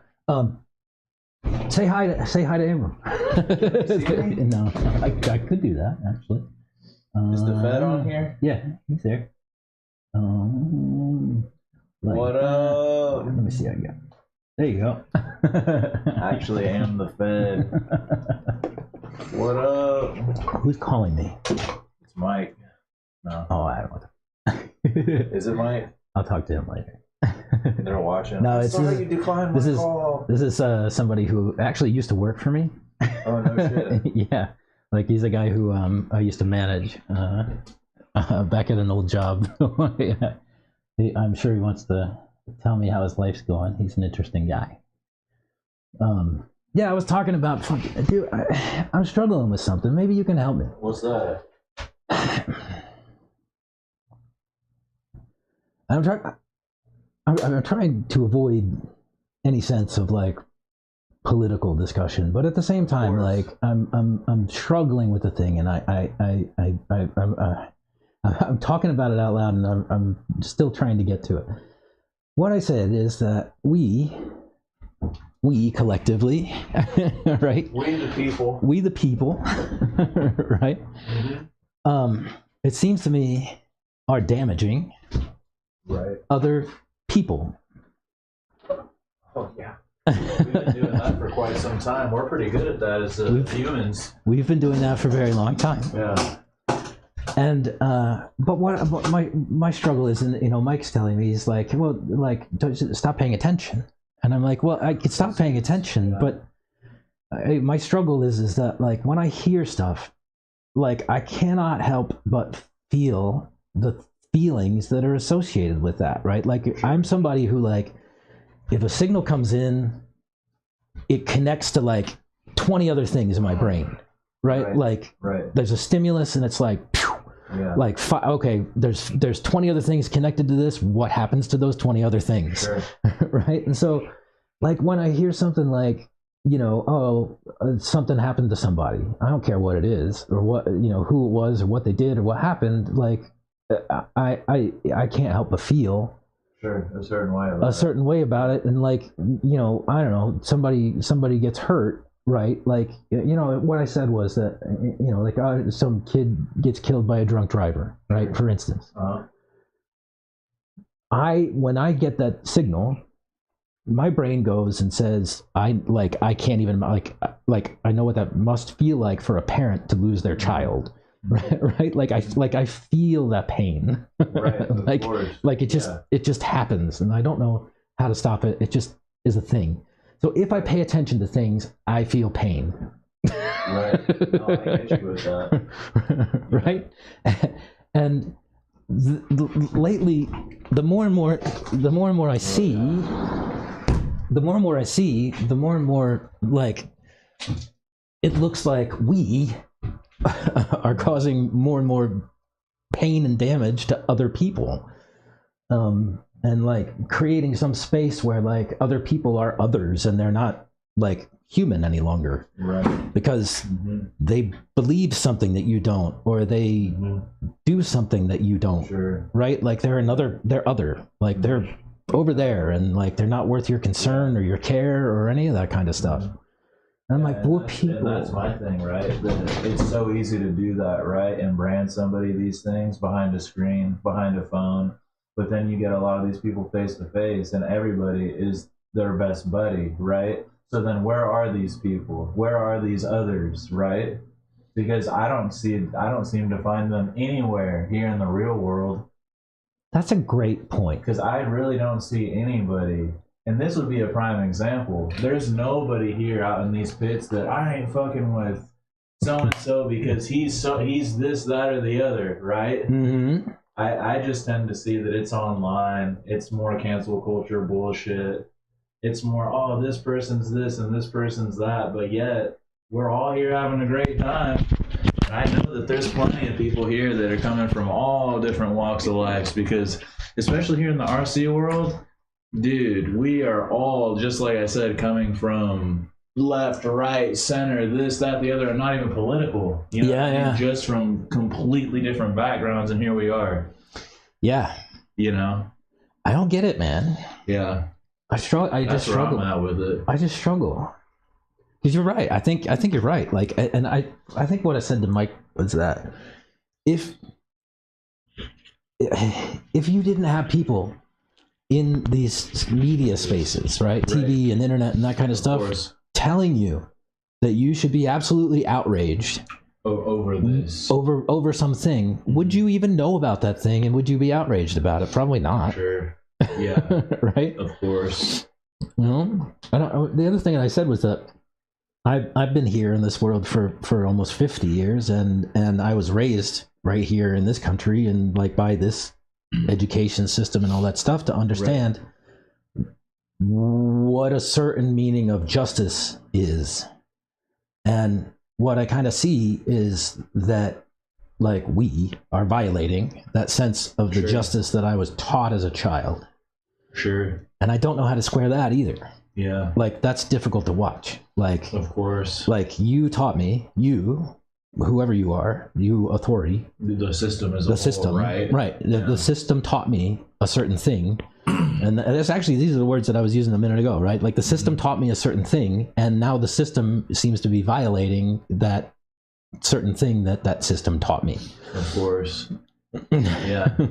Well, and then you make it political, right, and talk about the Constitution, this, that, and the other, and it's like, are we in the part where it's like, hey, we need to be overthrowing the fucking government and taking back what's ours? Are we to that point where the Second Amendment of right to bear arms and overthrowing the shit is this where we're at? Where the people who tend to be the gun holders and all that are like, well, we need to continue down this path, and other people are like, well, should we? Yeah. You know what I mean? Yeah, I think that there's a good deal of wisdom that needs to come into all of this, and I don't know how to get it. Yeah. I don't have the answer either. Like I said, I'm in all this discussion, right? I'm just trying to understand. Like, I don't care about, like, right, left, divide up in teams however you want. That's so stupid. Sure. Like, cut the shit. Like, it's like, you better abide by these set of rules that I fucking have made for you, and if you don't, check everything off the list, well, then you're not one of us. It's like, well, what the fuck? Because I mean, I don't know where you lie, but for me personally, it's like, I can see some good on both sides. Yeah. You know what I mean? I can see some bad on both sides. If you do want to go left versus right, just cut it down the middle. You know what I'm saying? So it's like, me personally, it's like, I can't necessarily just pick a side. Right. You know what I mean? It's like, this is... and you shouldn't have to. That's what I'm getting at. It's like, dude, because again, like, I can see the negatives and positives of both. Yeah. And then, just like you're saying, I think that it's, oh, well, you fucking don't agree with me on this, now I don't like you. And it's like, well, what the fuck? We were just fine 2 seconds ago. I run into this all the time. Like, somebody, I'll come into contact with somebody, I'll have a conversation with them, and like, we're getting along. Sure. And then, like, I'll say something, and you can watch their face. They're like, oh, like their face will twist up a little bit, and it's like, it's like, okay. And in my head, I'm with you. I'm like, well, like, okay, so like, you're gonna take this whole picture of me, and you're gonna take like that, like your analogy was a ticky list, right? A checkbox list. Yeah. And you're gonna say that just because I don't tick one of these boxes, that I'm out the window. Nope, you're not a part of our club. People do that all the time. I don't understand it. Whether it's left or right. You know what I mean? And I feel like people have done that to me on both sides. It's like, well, you don't fucking agree with me to the T on all this, then fuck you. And it's like, yes. It's like, dude, we can't. I feel like, and I'm not that old, right? I just turned 34, but I feel like even when I was just a little bit younger, you could have a conversation with somebody, and if you didn't hit every fucking nail on the head, you could still walk away and be like, hey, we're still buddies, we're still cool. Yeah. You know what I mean? But now it's like, you better not even think about talking about political shit, because you'll just fucking torch some friendships. So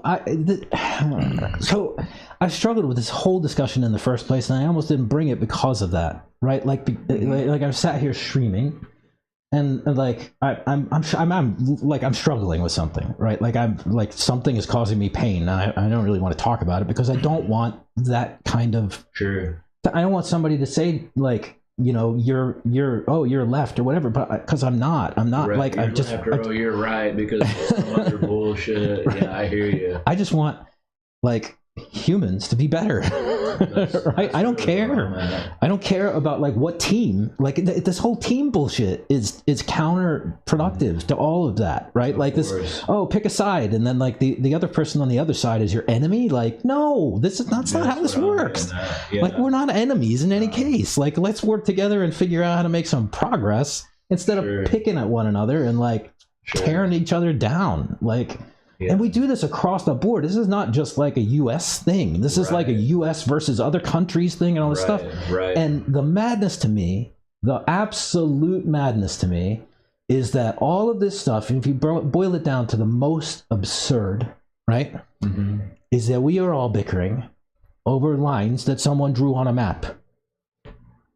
That's wrong. And we are dividing. And who drew that? And dividing humans, right? By dividing humans by an imaginary line that somebody drew on a map some thousands of years ago, and even then, nobody agreed that it was in the right place.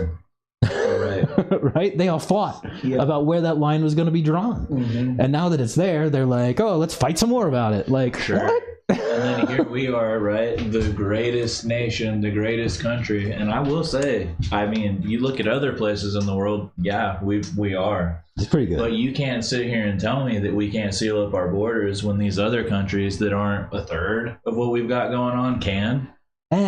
So that becomes a different story, right? Like, for me, this country is built on immigration. Right? If you're not a Native American, you're an immigrant. Every one of us here. Every one of us is an immigrant, and I don't get this sense that like I'm better than you because you come from the other side of a line, and then it becomes, now specifically with this immigration thing, immigration violations are civil violations. They are paperwork violations. You didn't file the right paperwork at the right time when you walked across the imaginary line in the sand that somebody drew some thousands of years ago. Right. And I don't understand taking people from their homes and like putting them in places and stuff like that because they didn't take care of the proper paperwork. Sure. Well, cheap labor.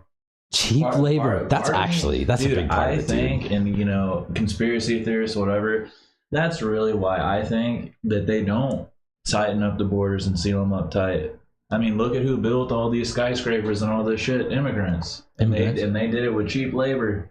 And they never go after the employers. They never go after the people paying them. These are the motherfuckers calling in, you know what I'm saying? And that, my fucking fleet is illegal, you know what I'm saying? And then you got all these companies going under and shit. Oh, like, so they can go hire a new crew cheaper? That's what I'm saying. These fools were like, well, I'm working 40 hours. Where are my benefits? They're like, how about I just get a new crop of these guys that don't want no benefits? I bet you that's part of it. Yeah, but why don't we ever look at those guys? Like, nobody ever looks at, like, everybody complains about immigrants, but nobody ever complains about like the people who fucking pay them. Well, that's what I'm saying. I think that's like a big part of it, right? Like, quote unquote, we don't want immigrants here, but the people that benefit from it, they're like, send them over. Send them over, so I can pay them $3 and a cheeseburger. You know what I mean? But fucking then, on the same hand, I can say, well, these motherfuckers are ruining my country. It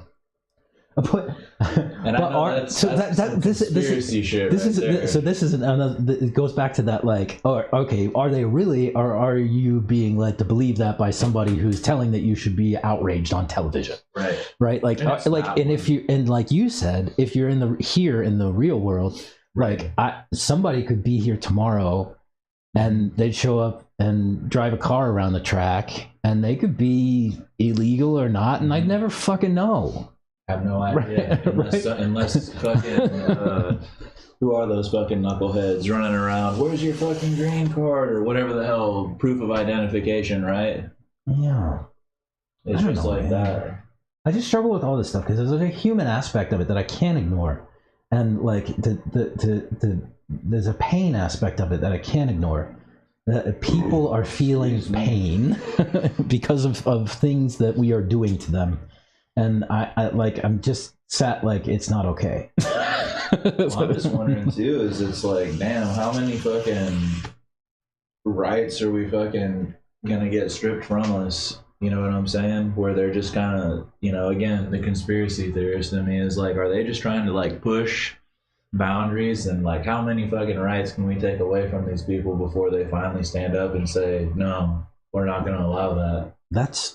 I mean, again, like, this is one of those kind of things that I tend to stay away from here, but like, yes, right? Like, it to your point, if you kind of look at things, I mean, like, erosion of rights seems to be happening writ large, right? I mean, you know, specifically you talk about this immigration thing, right? Like, you look at our founding paperwork, right? It applies rights to people in America. It does not apply rights to citizens of America. It applies rights to people, right? And now we're saying broadly that no, that's not true, and Right. you are, no.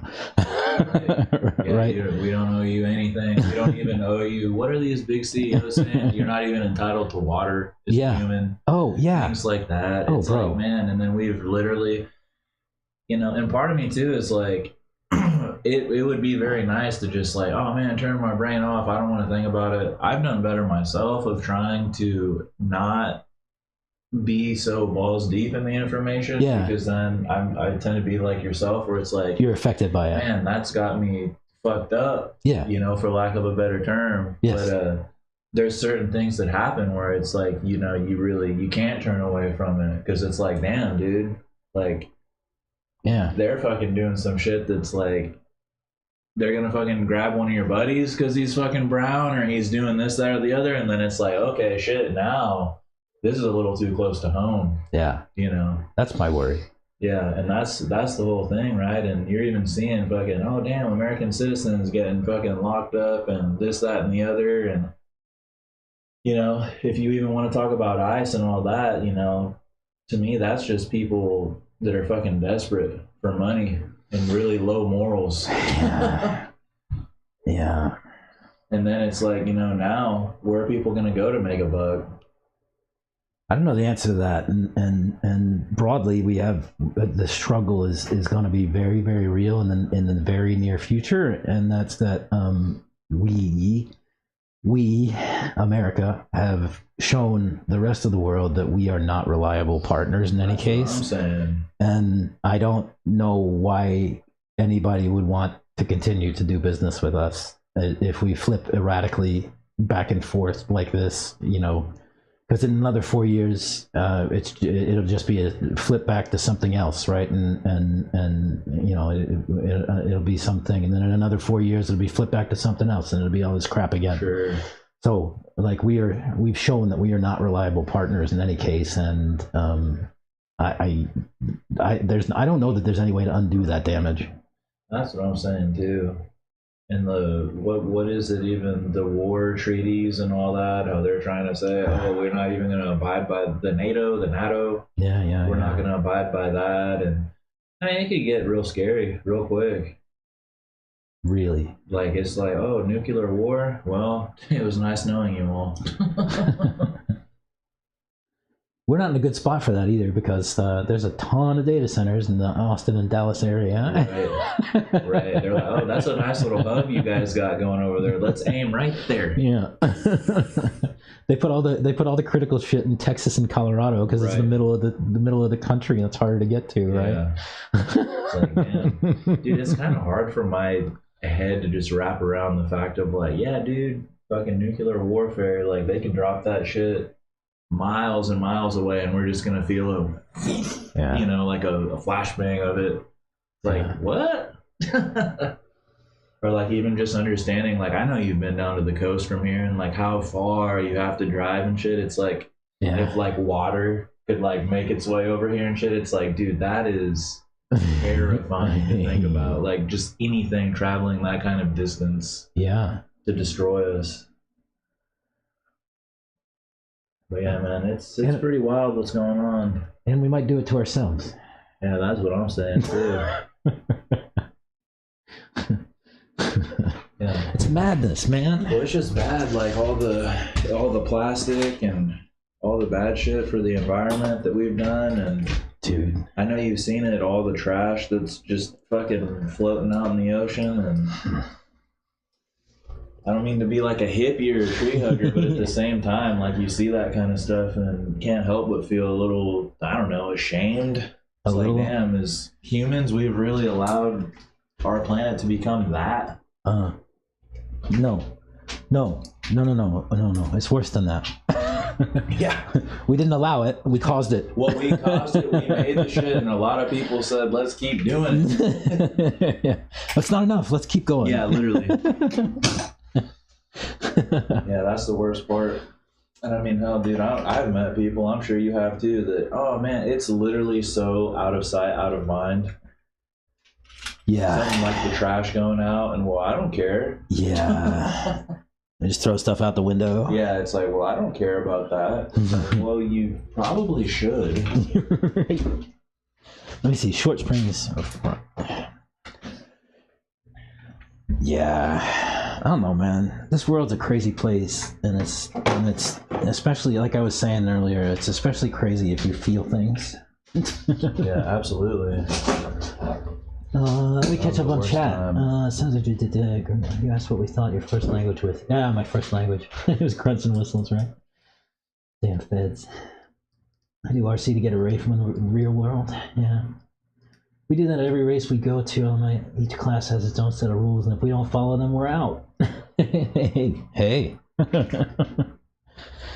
If you don't follow the rules, you're out.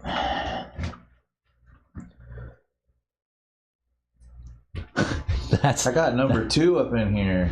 That's actually, I had to check in on them. that's actually pretty deep. Yeah. We do that at every race we go to. Each class has its own set of rules, and if we don't follow them, we're out. Think about that a second. Yeah, I mean, that's real true. Who is that? I don't know, actually. Who's JWRC? I don't know who JWRC is. He's got a buggy. He's new around here. He's got a buggy in his picture. I wonder if that's Mike still on or if he had to go. So he's going to be in San Antonio this weekend. Oh, really? Yeah. Nice. He said him and his girl got some. Oh, yeah, he did say that. On. Yeah. He said he was going to try to go over to the track, Nice. but not. He didn't. Wasn't going to be able to race. Oh yeah, because they're going to be out there on Sunday. Yeah.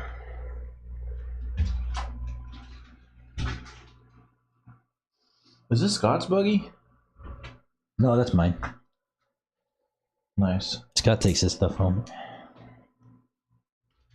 Oh, I should have known. I should have known.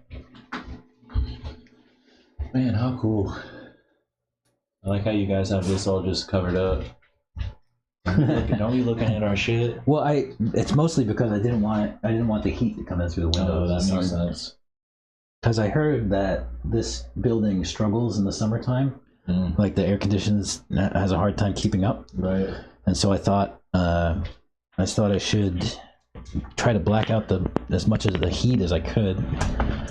That makes sense. And no sun comes from this way, so it's, I really just need to do the backside. That's why we did that. No, that's sweet. Get these shocks on. Oh damn! It was coming in off the fucking bolt. Yeah, exactly. It still is. I see it now. Yeah, I was displeased. Chris said he's gonna get Hatch or somebody to come out here and go up on the roof. Hatch, this is bullshit. This is what I do all week. You hear that, Hatch? If you're out there, you got some work to do when you come back. Right. He's like, what you fucking restart me a set of tires, motherfucker. I can do that. I can do that. Yeah. Well, I do like this spot though. It's cool. It's not bad. We're gonna have some people coming up and knocking on the window. Where's the fucking snacks at? I know. We had there used to be a Coca-Cola sign on the Y'all side. took it off? And I took it off because that was like 2 weeks ago, and there was like some new people running around and stuff like that. No and shit. Dude, like I think 3 groups of people came by here and they're like, "You have snacks?" And I'm like, "No." Really? No shit. Like, no, we don't have snacks. Bro, you can just do a little side hustle. I can get you a little box set up right here. What do you want? Totally. What do you want? That's what I should do. What do you need? Nah, Chris would come out here so quick. What the fuck are you doing? Cutting into his business. What kind of operation you think you're running? But yeah, there was a bunch of newbies out the other weekend, and yeah, a bunch of people stopped by and they're like, "You got any snacks?" I'm like, "Nope." Damn, it was on the weekend, you said? Mm-hmm. Damn. Is this the right? Did I just put this on backwards? Maybe. Yeah. That's what happens when you're deep in conversation. When you're deep in conversation and trying to get it going. Well, at the least, I think I got the right springs on. Now, where's my wrench?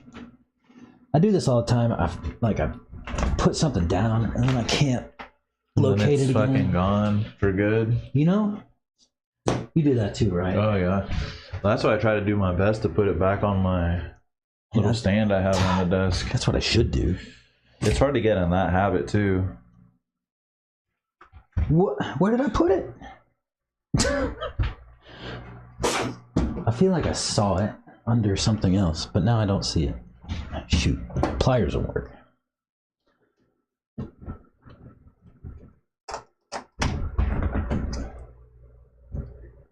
Sorry about wasting your time. No, you're good. That was very good, actually.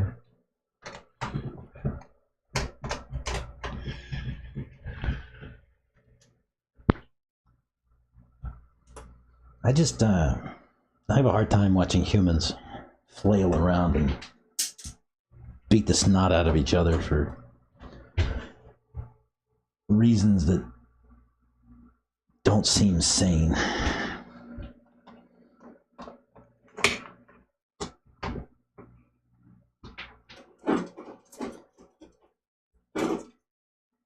It upsets me to see other humans in pain.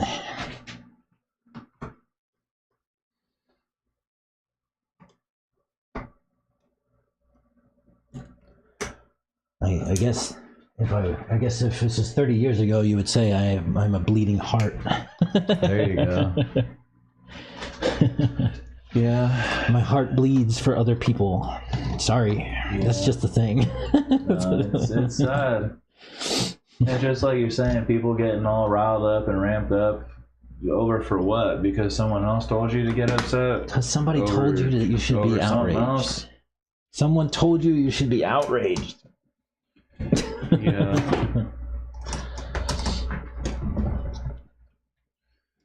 Yeah, it's insane what we got going on.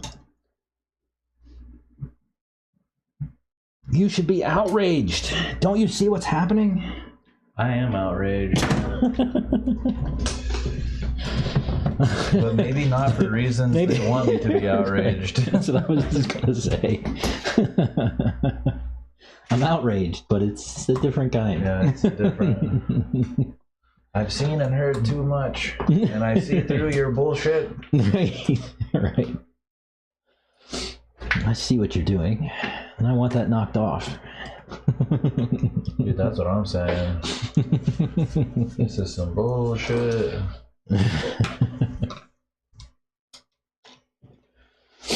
I see what you're doing, and I want it to stop. Yeah, seriously.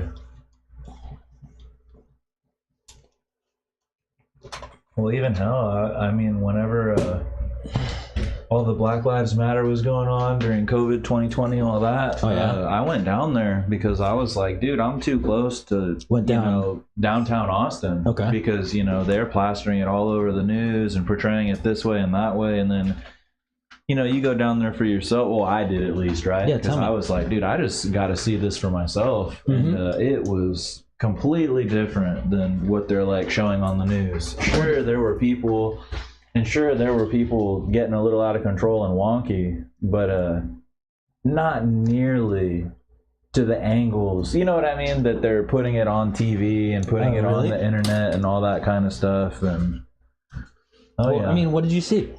I mean, I just saw a lot of people kind of standing around, kind of hoping for something to pop off. What do you mean by that? People standing around? People kind of standing around, and there's cops and people wearing masks and this, that, and the other, and kind of poking at each other, and who's going to kind of make the first move. Seriously? Yeah, that's kind of what I gathered from it. Because that's why now downtown Austin, I don't know how often you go down there, but after that, that's why they have those bars and shit up around the police department down there now. Oh, is that right? I haven't seen that. Like after that day and like shortly after that, they fucking barred all around the police station, this, that, and the other. But there was nothing going on? It had its moments. But I just feel like when you watched it on TV, it was just like this huge. Everybody was down there just dropping bombs, I know. and everybody's down there like burning downtown Austin to the ground. TV is insane. And again, I'm sure it had its moments because clearly there was some aftermath. But I don't know, man. It was just not, in my opinion, to the extent of what they were trying to portray it as. Yeah. Because to me, it's like, I thought I was going to walk down there and it was just, we're going to be left with rubble. Right. Yeah, if you paid attention to TV. Yeah, it's like you're going to just go down there and it's a war zone. Yeah, and all the buildings were just like toppled over and stuff. And well, that's the thing that I really was like, dude, why don't go downtown? It's a war zone. Yeah, well, and also too, the people that were being dumb and like breaking into businesses and stuff. It's like, dude, these are not the businesses to be doing that to, man. These are like mom and pop shops that are already barely scraping by. Yes. It's like, if you're gonna do that, go do it to a Walmart or a Target or not an H-E-B, but oh no, H-E-B is sacrosanct. Yeah. They're kind of safe. They're pushing it though. They are. Go do it to an Amazon or something like that.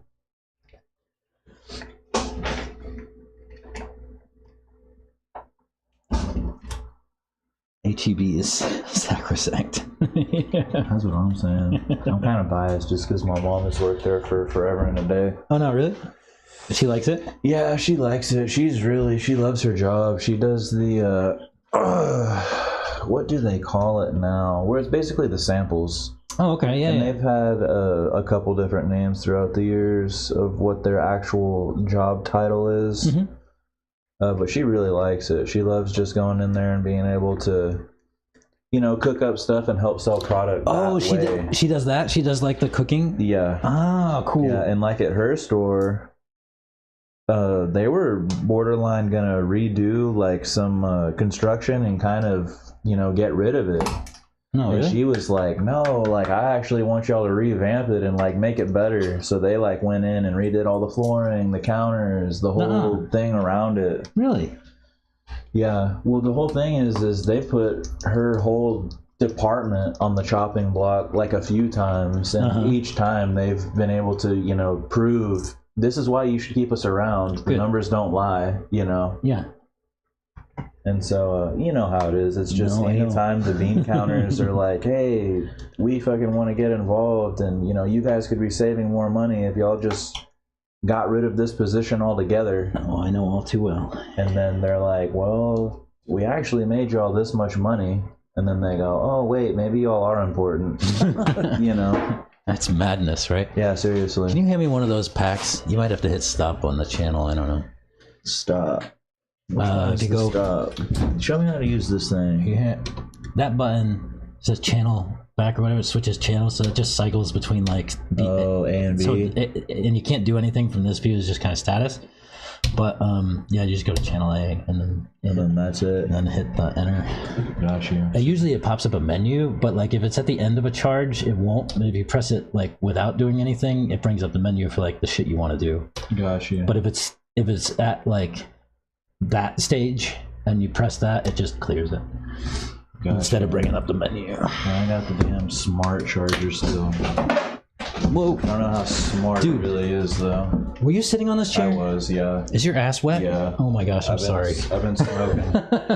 I'm so sorry. That chair was sat here. Oh. And it got wet. A good case I didn't even. Swamp ass. Sorry, man. No, you're fine. I was like, I'm so sorry. Bro, I was moving around more than I thought. I'm so sorry. No, I should have caught it and said something. No, it's cool. It's all good. We're gonna dry out. All right, let's see if we get a fire. Yeah, that's what I'm here for. Oh, no fire. You gotta calibrate. Yeah, I know there's no sensor. Oh man, I have to reset all this stuff. Where's my calibration?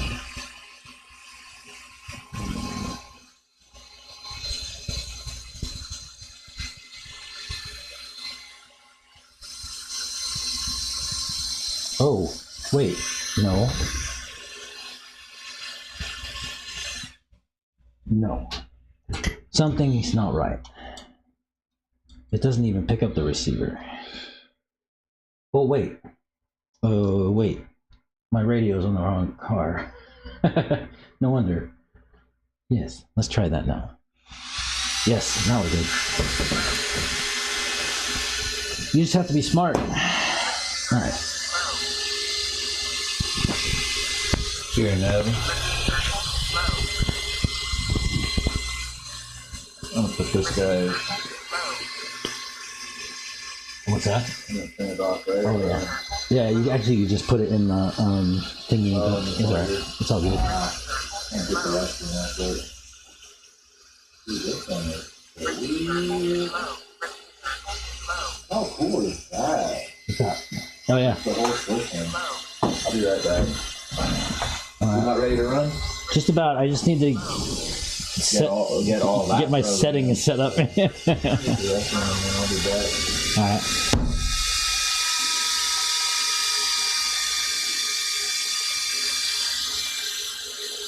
All right.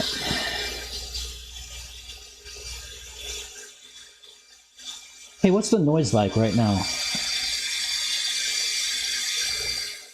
What's the noise cancellation look like?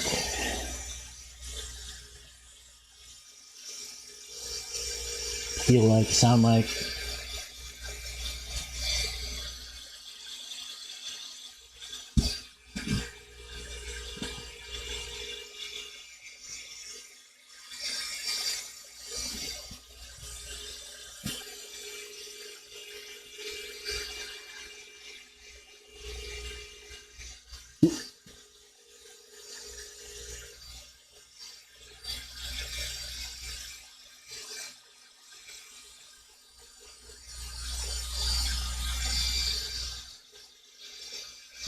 All right.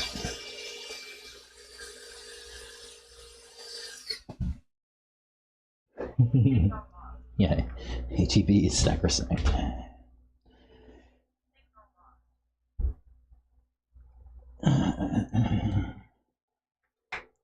Let's see.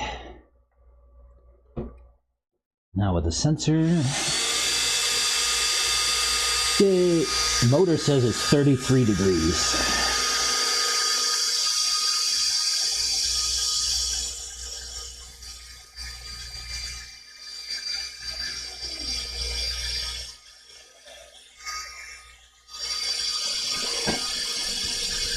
You place that bag out here?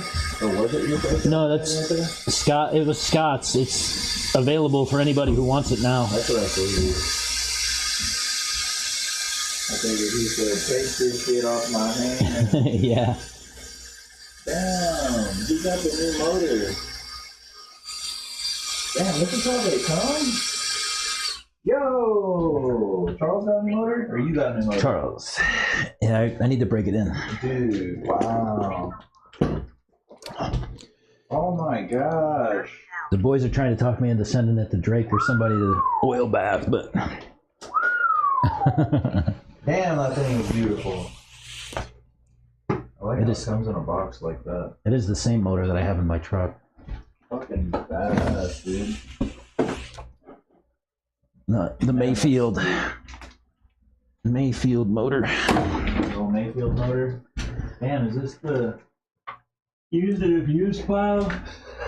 Which, All these? yeah, that one at the top was the one that burned down at Wicked Weekend. Yeah, I remember this guy. You can't forget that guy. That was fun. This guy. So Charles, he's saying that he likes this KO show, huh? Yeah, he wants to sell his Techno Nitro. What? He wants to sell it? Yeah, this one. How much? I have no idea what he's talking about. 450 or something. Oh, with everything in it? Just like it is, yeah. Y'all run those aqua power ones? I guess he doesn't run it that much, huh? Is that an 832 or a 850? The 250. Or I mean 250. Yeah, they're both the 250s. They're both 250s. That's good. What's the other one? Is it 832? Yeah. I know The the low- 250s are the one that they're saying to get. I burnt out 2 of those motherfuckers before I said, fuck it, I'm getting a Nitro Pro. Oh, yeah, really? Dude, yeah. I've had good luck with the Eco Powers so far. Dude. I've gone through so many servos. Like it's like I had a drawer in that thing, and I had like 10 cooked servos in it. Like I was telling you, he went through he took them. Found one. Yeah, he found like 1 or 2 that he was like, this one actually works. I gave them all to him. I'm like, here, you can make them work. It's fucking yours. Yeah, seriously. Yeah, that's good. Man, I can't believe he really wants to sell the fucking Nitro though. Like, well, he must really like the KO show. No. Well, so no. Oh, because y'all are gonna build a new one. In other words, okay, so he ain't going to full PO show. No. Yeah, I've got a fresh techno kit. Gotcha. He actually he wants to come and build that on channel. Yeah, after you know you're done with her truck or what? I guess so. Yeah, I need to get back out here with her and do some more bags of that, dude. My first video for the build with her has like 11,000 views. No shit. Yeah, I'm like, what? Well, watch the other ones too, motherfucker. I just have to make them. Right. I was like, well, that's insane. You're like, let's keep this momentum going. Right? Is this all stock stuff? Or is this all That's yours mine. in this? Yeah, that was mine. Oh, so Scott has all his stuff at the house, huh? Since he's Pretty building much. a new truck and all that. Yeah. I saw that. He sent me a picture of that. Let me go take a leak, and then I can go run. Nice. I just have to mute this so no.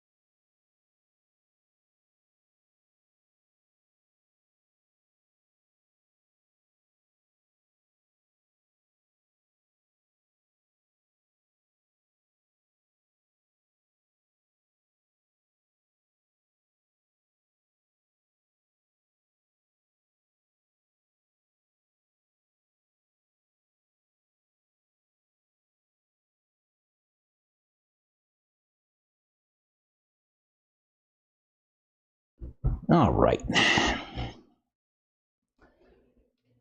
You hear the fan? It's not just muting everything like before. Sweet. What's available? Oh, Charles's Nitro, his Techno Nitro buggy. Where's my hat cam?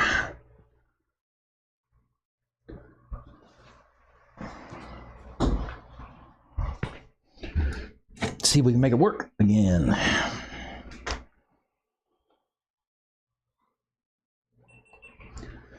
Do. Just takes me a minute to set this up.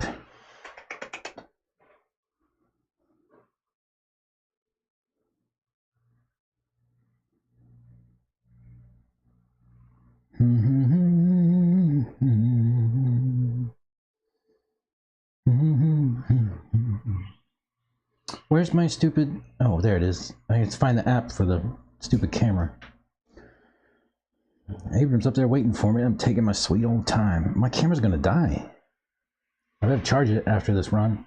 Hopefully it doesn't die during. Yes, join. Let's go.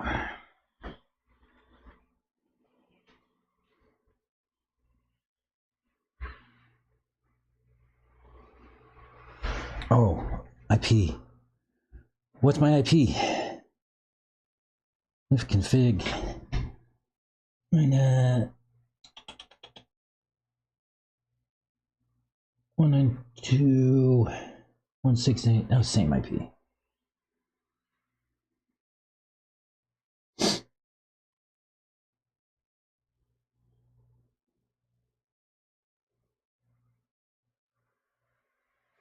And go. Got it. Go live. Okay. RTMP. Can we get it? Yes. We got it. We're good. Let's go.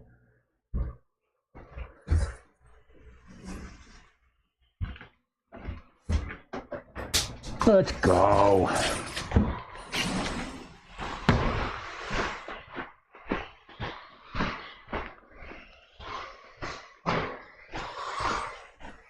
Welcome to Noble Lunch.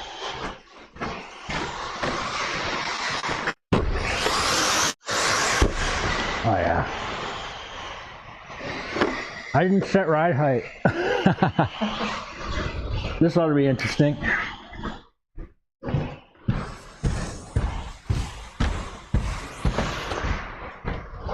And my camera's gonna die.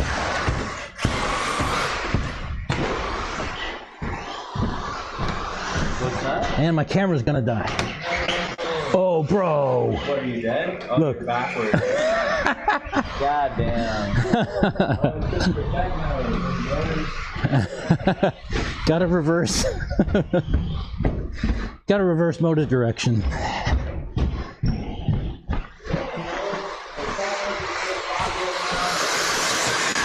What's that? Didn't they know most popular now? Right? You solve it the other way. Right?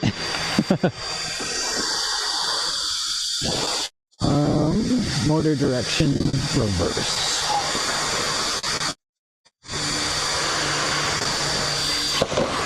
And that's better.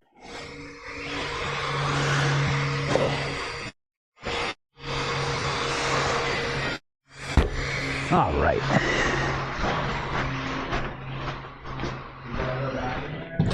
Think so.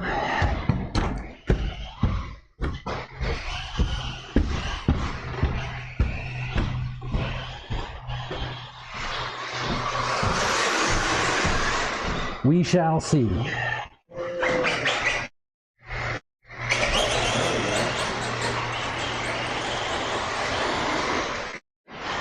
Oh, brakes are way too hard. That was the worst part. After putting a new one and then all your settings are kind of fucked. Yeah.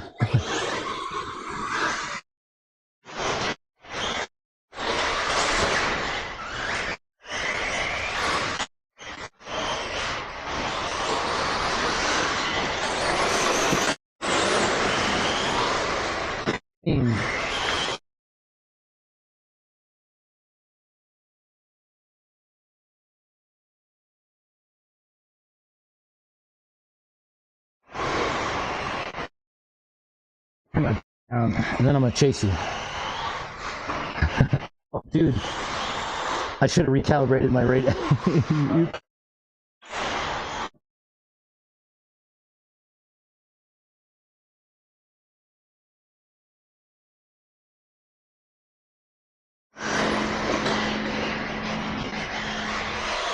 other words, I have a chance. Not like that.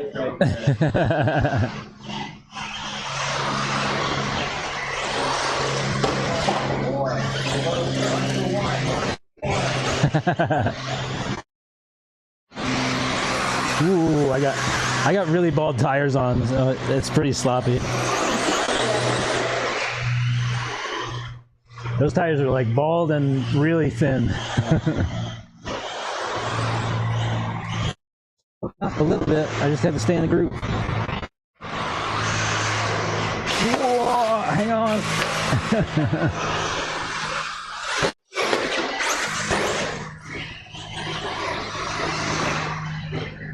Yeah.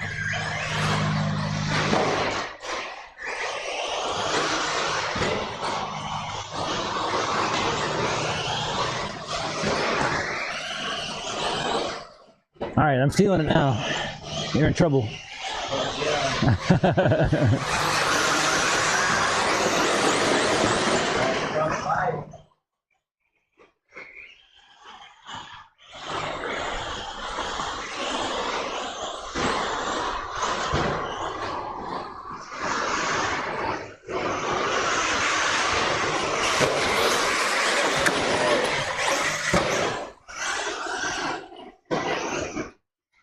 Man, that truck's fast.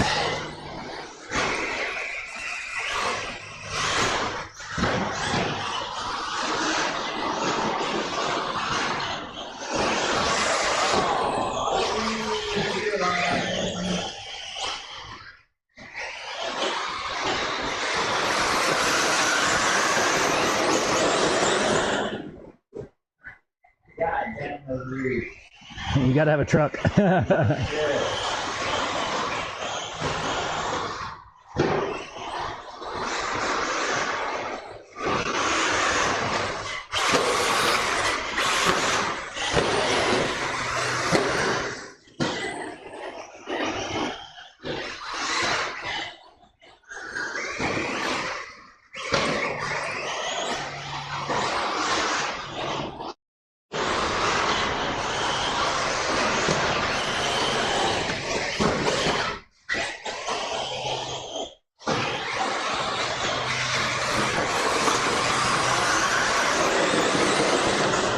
Whoa. I heard that.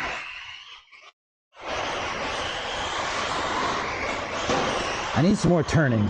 I wish Santos was here. Need some more steering.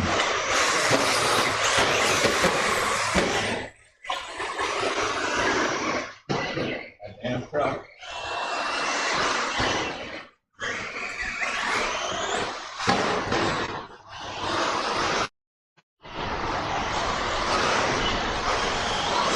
Oh. I don't know.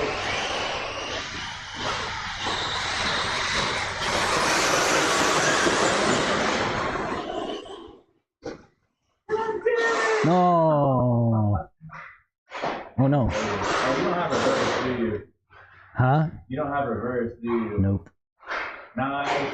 Nice. We did it. You rock.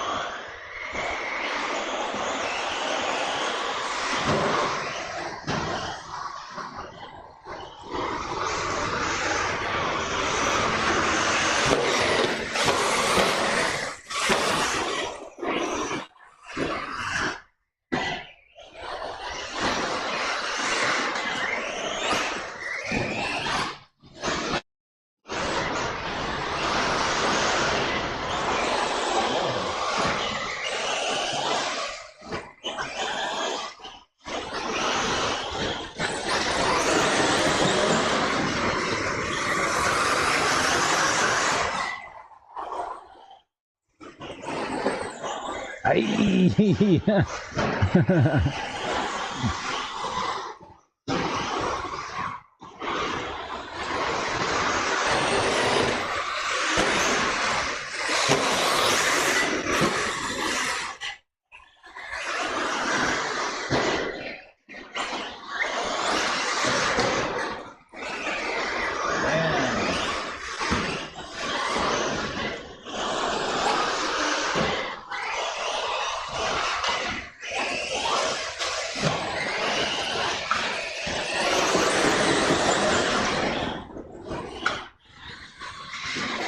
Oh.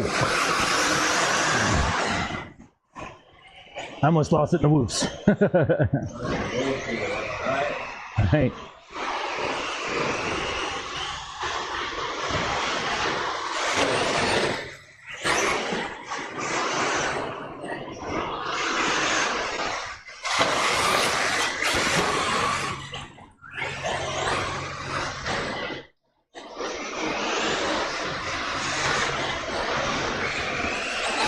Whoa. Oh no, in their chair. That's all right. I'm done anyway. Oh, we lost the camera. I gotta charge it.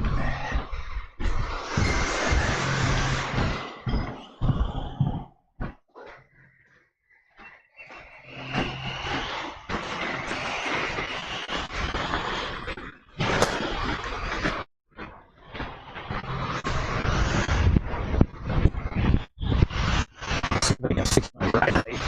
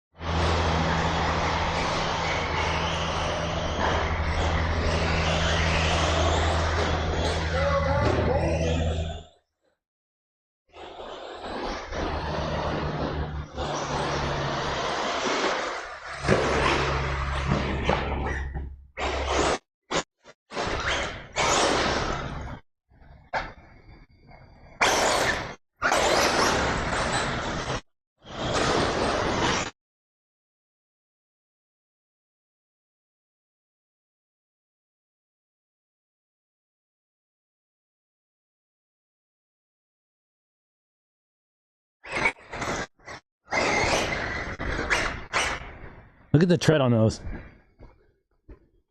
What happened? Look at the tread on those tires.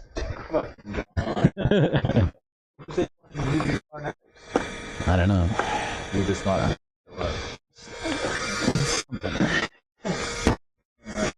Needs something. Are you running 3 gears or 4 in your Senator? Go 4. 4-3-3? 4-3-3. Oh, 4.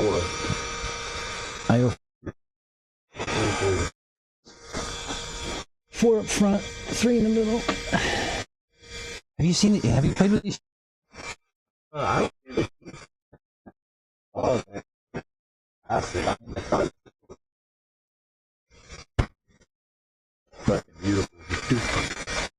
I like. That thing is badass. And I put these shocks on the buggy, and the buggy I would drop the nose, and it didn't like it wouldn't settle. Like it just dropped dead, like Wow. and not move. Wow. Whoa. Is it the same shocks that go on a buggy and a buggy? Yes. Yeah. It's a literally just arm.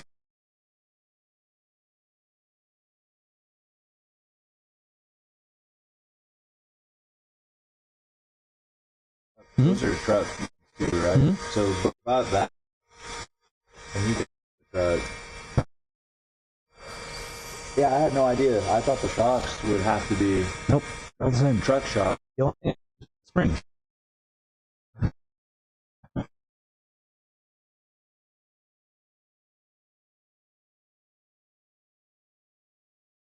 Wow.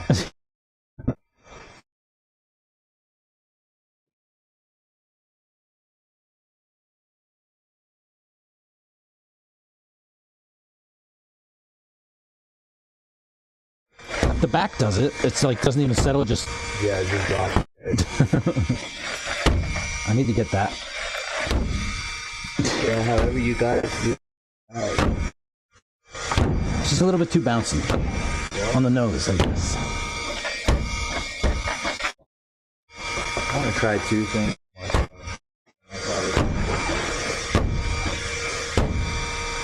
You want to run some more, or you had your fill for the day? I need to get out. Yeah, 4. I got one more pack. I gotta run another pack and get out of here in about a half hour. That's how I'm feeling too. Half hour, 45 minutes. Something like that. I gotta go take a do it. I know. Yeah, I'm gonna run one more pack and then get out. Kids, these. I know, right? All right. Shutting down.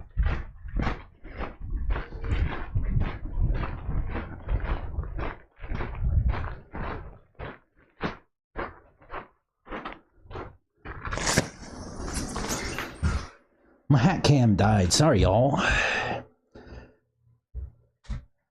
Sorry. I'm gonna charge it right now.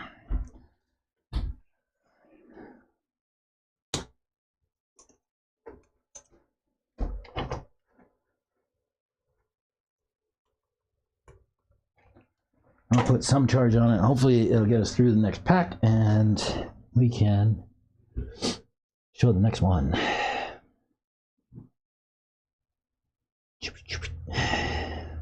What's available? Completely restarted YouTube, still frozen in the same spot. It's just audio in it. Yeah, that was it. So when it was frozen in the same spot because the camera died. I guess the good news is that whenever the camera dies, you at least get some kind of picture. That's not here on the bench. At least it looks like there's some kind of activity. That's good. I'm pleased with that.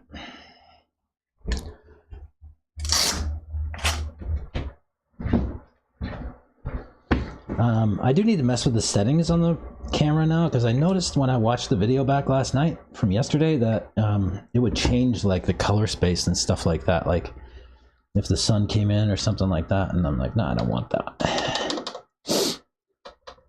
Like it would change the contrast and brightness and all that kind of stuff without further input.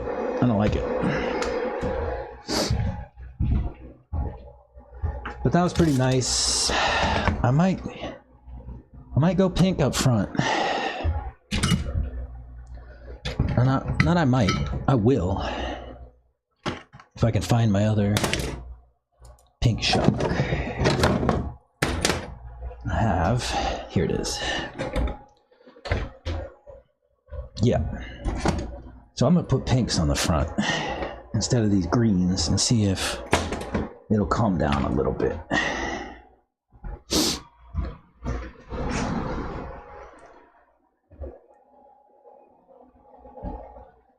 Yeah, that was the trouble. I had the camera died while I was out there, and the image just stopped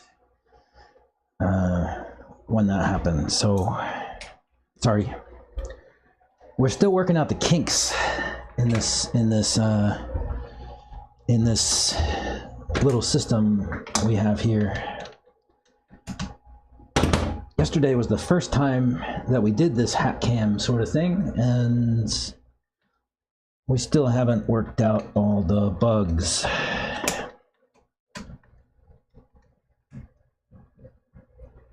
But this time next week, it ought to be pretty close to smooth and pain-free. I think. We'll see.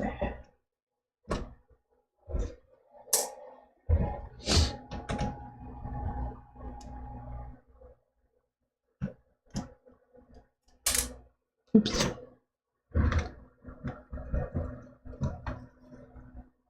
Is there a bee in here again? Dang it. You know, man. This is not a place for you, my friend.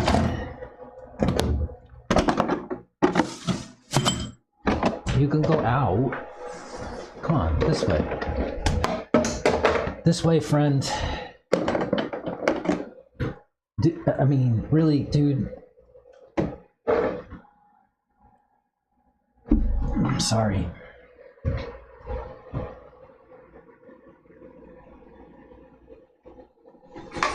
Oh no, I dropped my screw.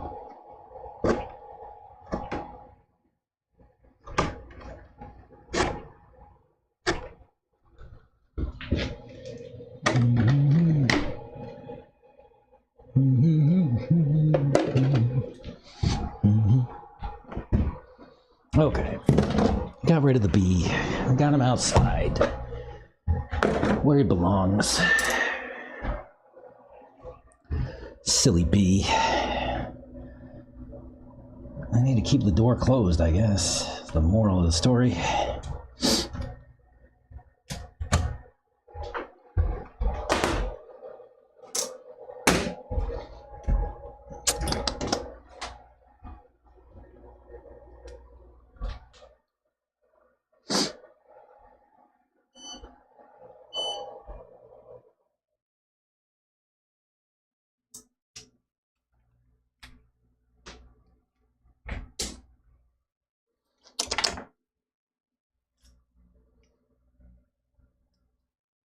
We'll go pink up front and check ride height.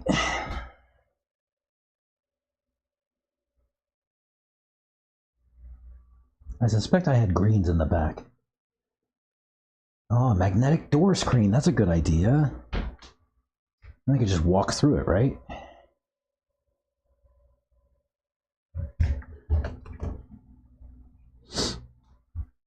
That's a good idea. The building's all steel. It would work perfectly.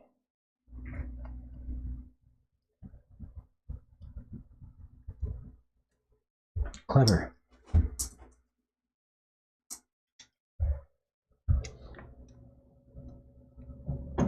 Yeah, I think that would work. I'll look into that.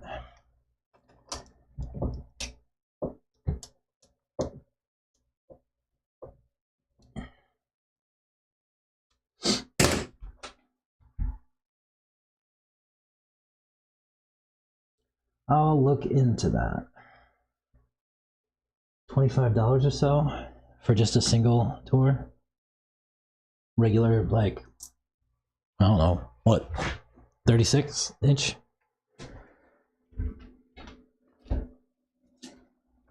Just a regular 36-inch door. Yeah, I'll look into that. That's a good idea. Because we can just kind of like shove that out of the way, right?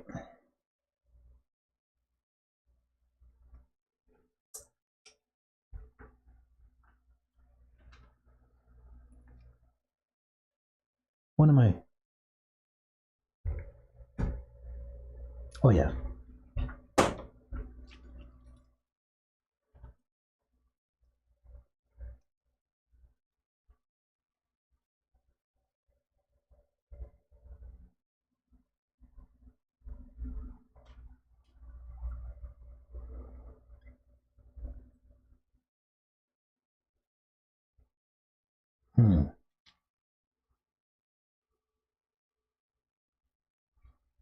Good.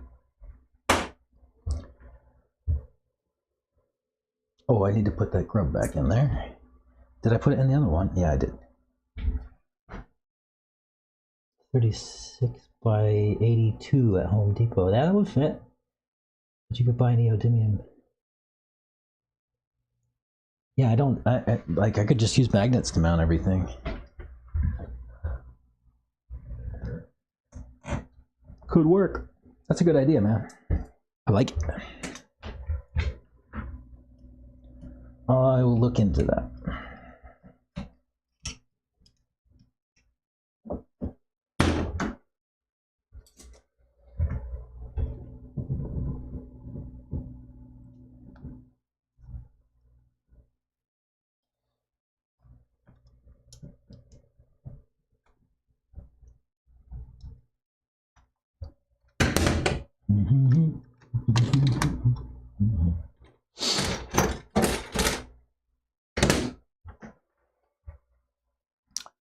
Okay.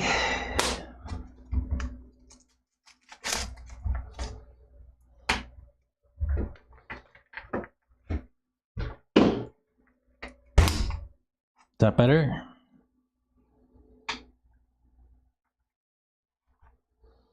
Put these in just to keep them from flapping around. Yeah, that's better. Yeah. Better. All right.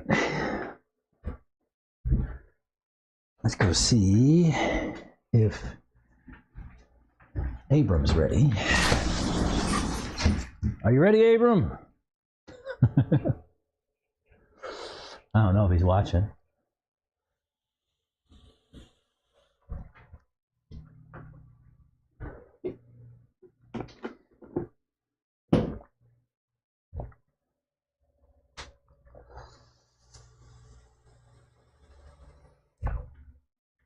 Be right back. Let me go check on him and stop in the restroom.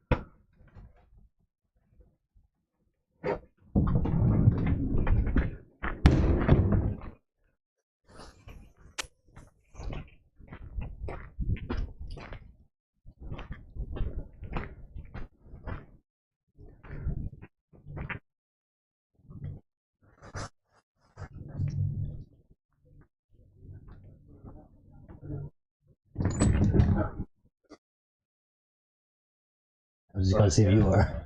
Dude, I'm just throwing a fourth gear back in the center diff. I already did it, and then I'll be right there. All right. I just wanted to see the difference. Yeah. Yeah, It's a good thing. It's a good idea.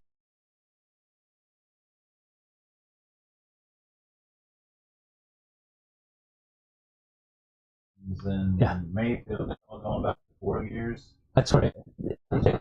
4 years. 2.0 years. Interesting. Yes. What the fuck? See, that's what I'm getting. Santos came. So Santos asked me about this last week, right? He was like, "Dude, do you have any 2.0 gears?" And I was like, Oh, "I've got a 2.0 car." And so he just took the car and he took the gears out of it and put 2.1 gears in it. Now, what's the difference in those gears? Well, the difference, whenever the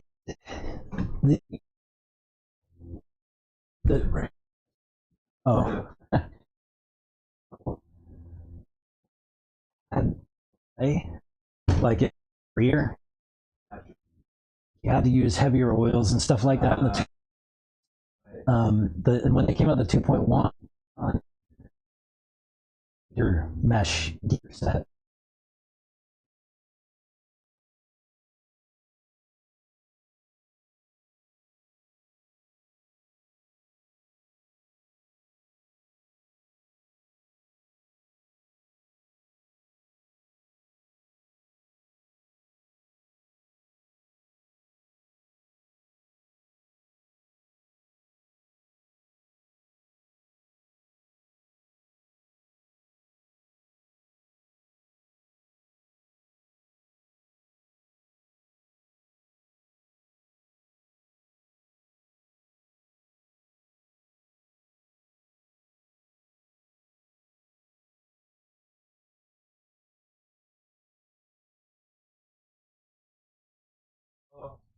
I try to make it work for me. For me, it's just like I'm just more curious, right? Because I'm remembering that when I did take the fourth gear out and I went to the three, that I was like, damn, I really like this. So I guess part of this test is just like, do I still really feel that way? Yeah. Right? Yeah. It's like, do I still feel that way, or is this better? Because again, it won't take me that long to just pull that motherfucker out, throw back down. That's the right thing to do. Because the other thing too is I want to try and move the back shocks out one, because then it'll be in the same place that, like I'm seeing Carlos running like that. You have your truck like that. I think you even have your buggy like that. Where I'm like one more in than everybody else on the back, and I was one more in on the front. And I was like, man, I like that. I was fucking around with all sorts of different. I was even trying the different hole up here and this, that, and the other, and I kind of ended up just going back to where I was, but all the way in. That's what I like. Different changes just to see what I like and what it feels like, and see what. Like I was talking to Chris this morning. Chris was out here. No, I was talking to him, but he and I were talking about another car.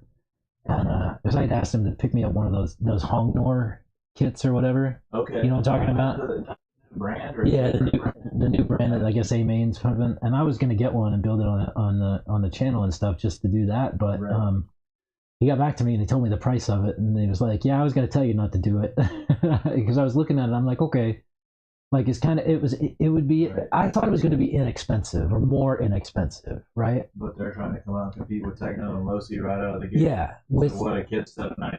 It's $6.19.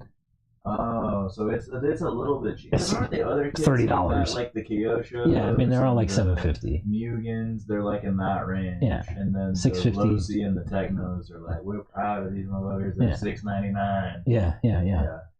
I mean, but so what I said to him, I was like, it made sense to me when I was thinking that it was going to be a lower cost entry, right? Right.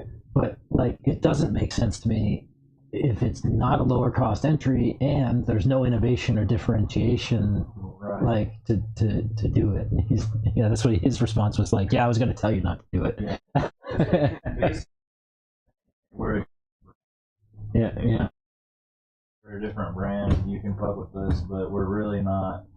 Oh, we did this, or oh, we did that. So what is it? Basically a ripoff of a Techno, or is it a Losi with like? I don't know.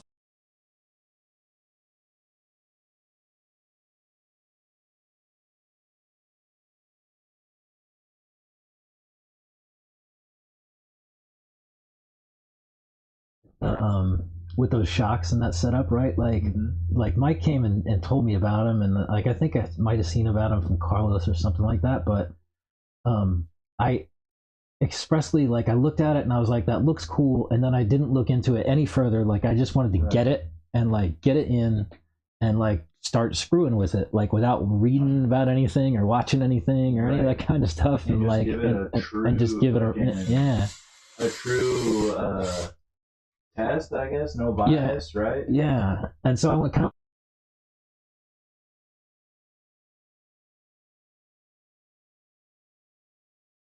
It's not any different than all the other stuff that's out there. Like, yeah.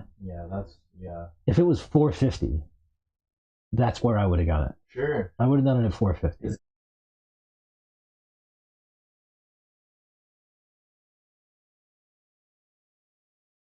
Right. It was just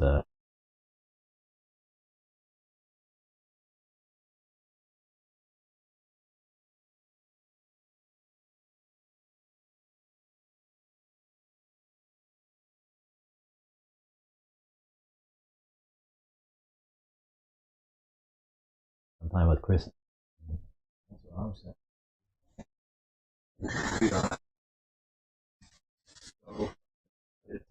Nitro going.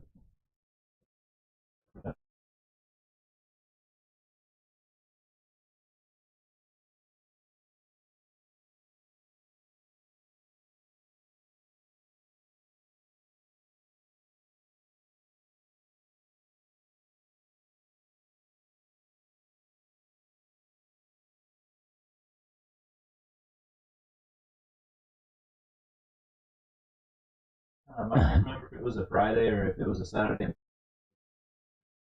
But Yeah.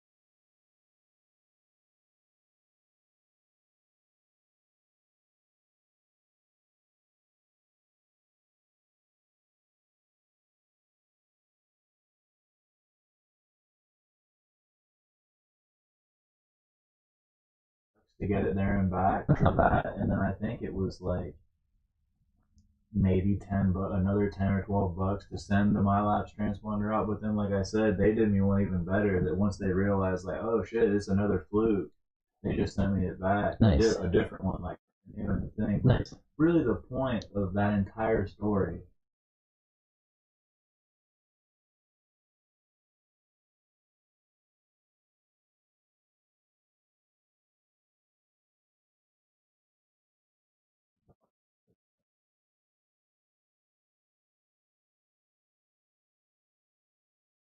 And Roger, because Roger's selling a couple motors too. I Oh, don't is know he? if you've heard about that or talked to him about it. No. But he's got like 4 of those Samurai Oh, really? motors, and he's already gave them the oil bath and all that shit. If you're looking for him, I would talk to him. But that was,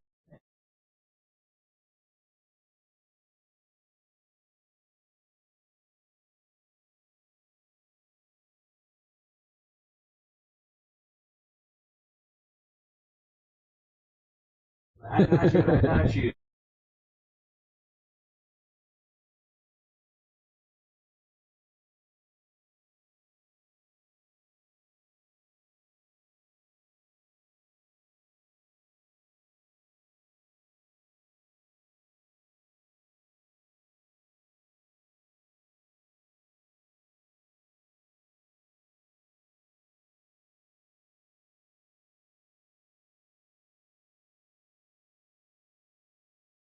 The fast part of the track, the straightaway, and he's fucking not expecting my dumbass to be there. He's flying down that straightaway. As I'm making that mistake, he plows straight into me, dude. Going probably as fast as that thing can go. And I mean, dude, techno tough, because I'm not even exaggerating. He hits me.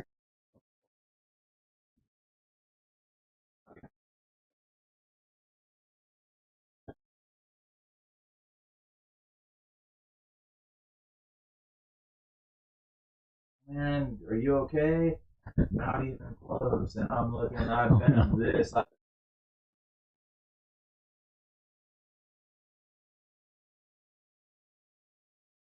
That's what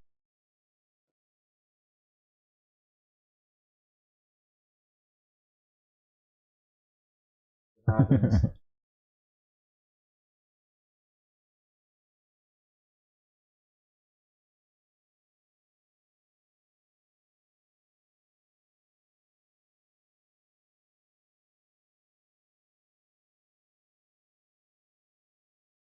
So long story short, all I need to do now is Put it together. yeah, put it together. Like I need to order the actual.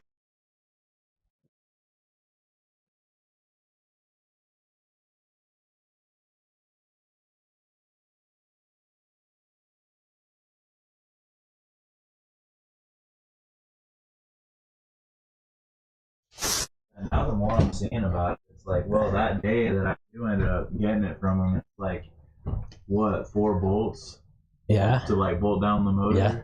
and then it's like And hook up. 5th one for the pipe, And then hook up your throttle servo. yeah, hook up the throttle servo. Dude, you have these too. Yeah, they're following you.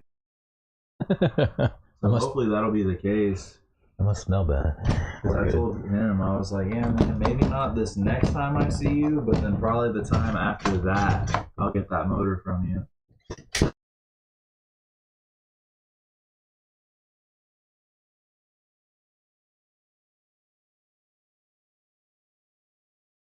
Yeah,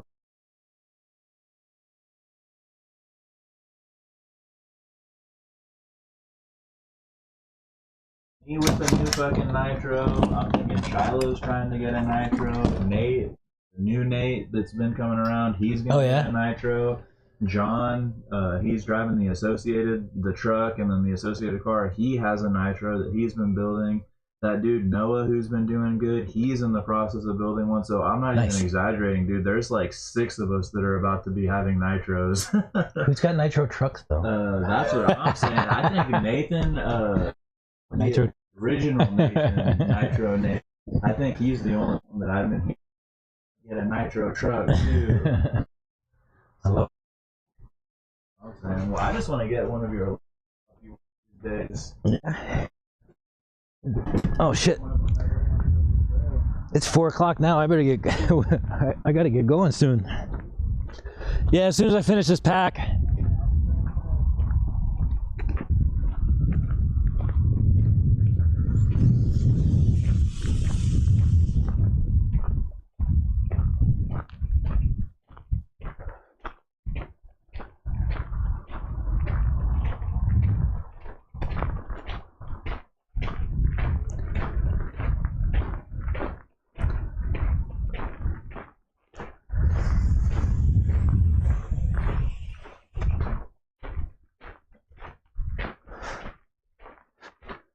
Uh-oh.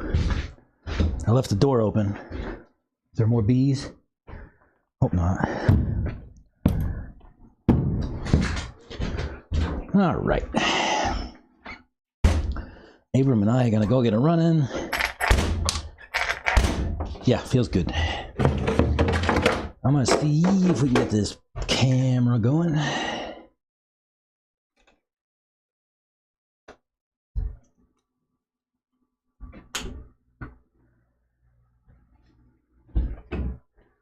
And go away, bee. Go. Get out of here. Too many bees. Yeah, I have to get a screen. Come on, Cam. Sorry, I'm struggling with this. Hat cam.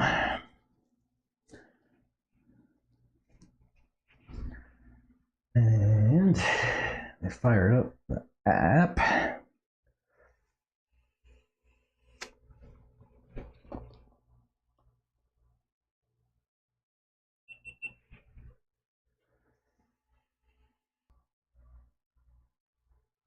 He's going with the camera. Yeah, I'm just trying to get it going. Yeah.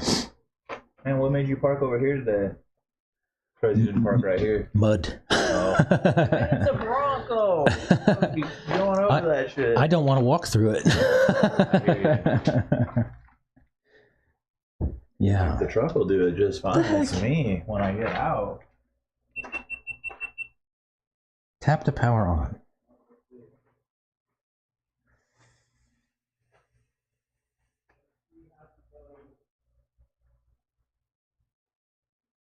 Oh, come on. Got it.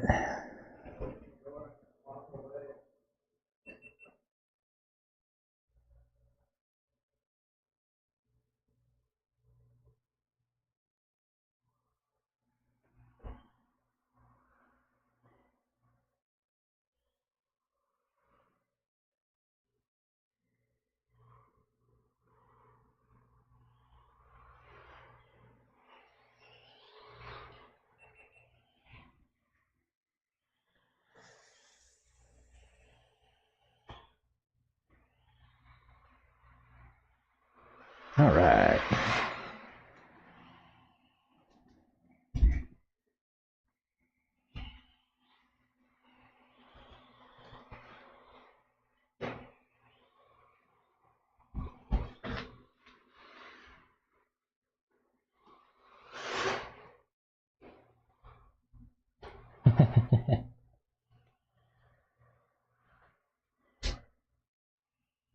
That's funny. The kid shows up and then chat lights her up, huh? Good job. I'm glad she showed up. And I'm glad you gave her a hard time. Bee, go away. Oh, you bees. Come on. Go outside. Go where you belong. Go outside. Please. Please. Got it. Go live. All right. I think we're good. Pulling the stream. Boom. Yeah. We're good. Got radio. Welcome to Noble Plus. Let's go. Hopefully the bee gets out. We'll see.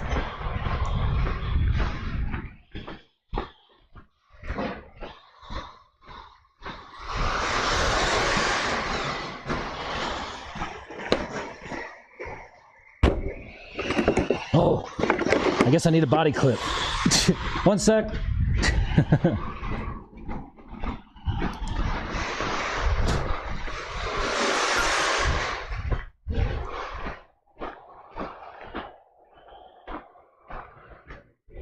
Can't do much without a body clip.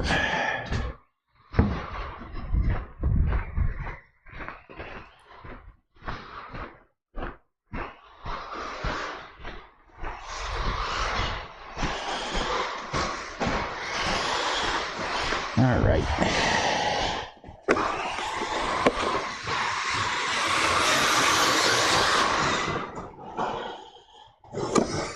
All right.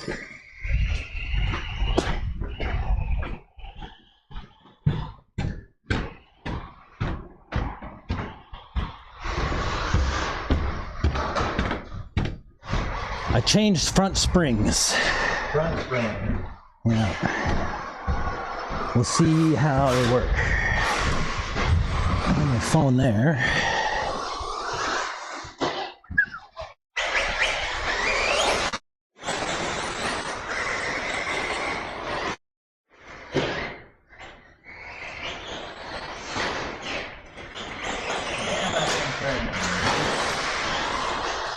Whoa. Yeah, that thing really turns. The dust.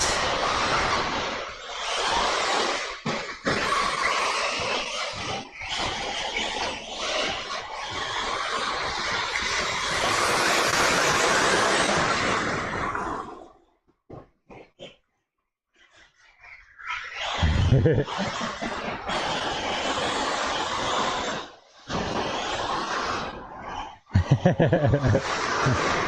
really need to work on my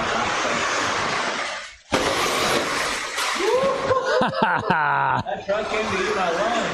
Almost. I was like, oh no, he's gonna land on me.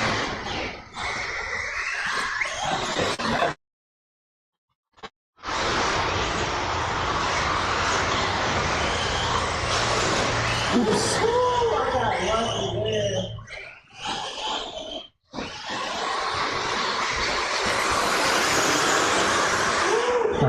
I had to let off or I was going to eat you.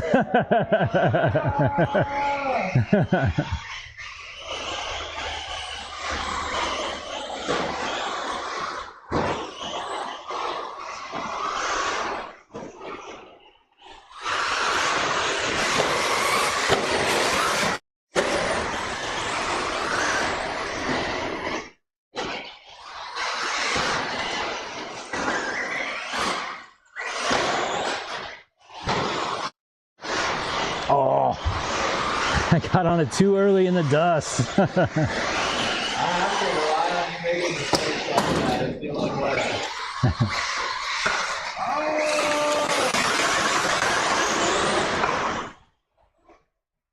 Damn, there wasn't even a loop section for that time. If I could do it like that every lap, Right?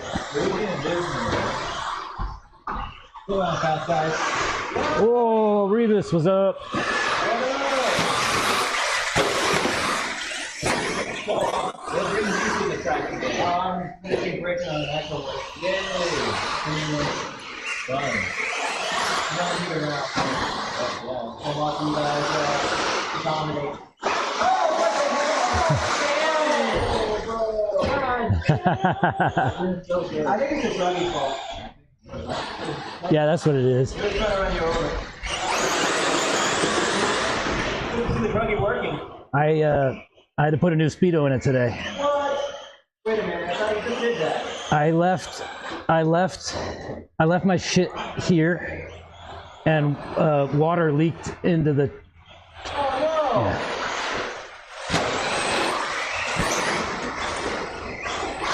That must have been a lot of water. Yeah, oh, dude, the whole table was wet. Okay. The whole side, my whole side. Nice. Not ideal.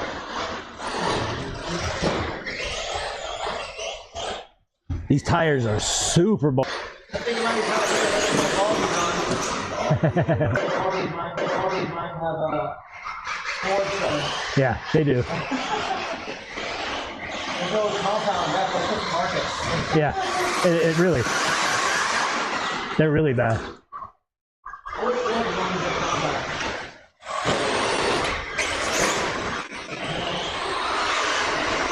That's what I'm saying. It's no fair what? Buggies are all like, there's no look for the buggies, they're all one step faster. Yeah. All the last times the buggies, we look at the same driver,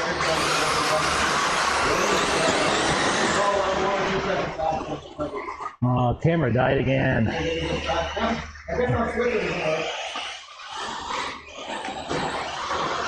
Uh-oh.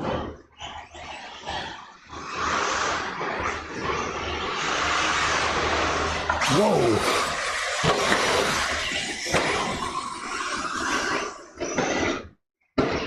No. At least it didn't go off the back. It's muddy back there today. What's that? At least it didn't go off the back. It's Yeah, muddy back there. dude, I was out there yesterday and fucking covered in mud. Covered.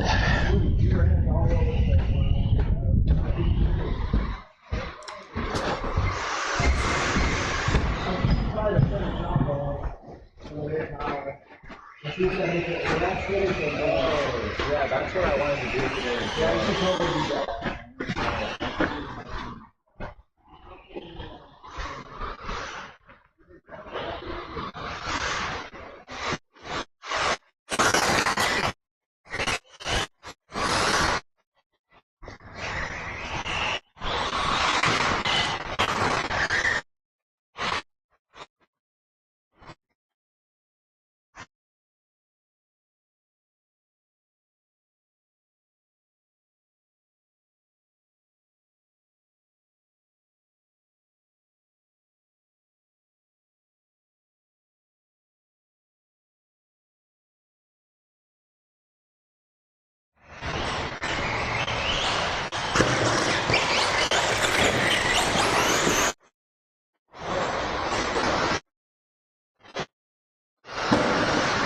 It's hard to drive from the ground.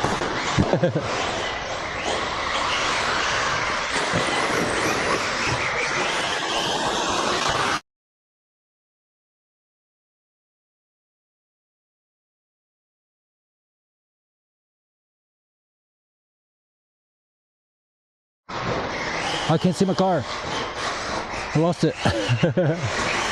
Oh, it's gone.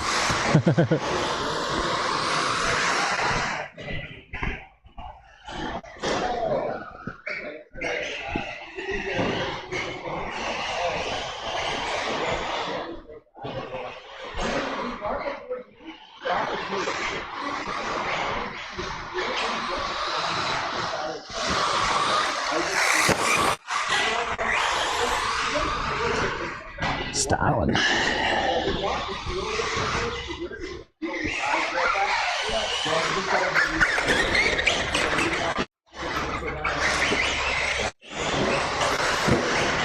going to be working with you a little before, but it will give you that 4-gear feel that you might want to try out. But right now you're running 15 on 2-gear before. Now you're running like 25. Too much pit going into that.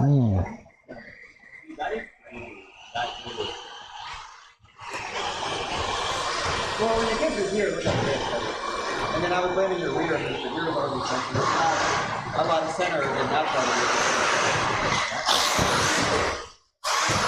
it. The front frame is just as the power of it normally would. So then Then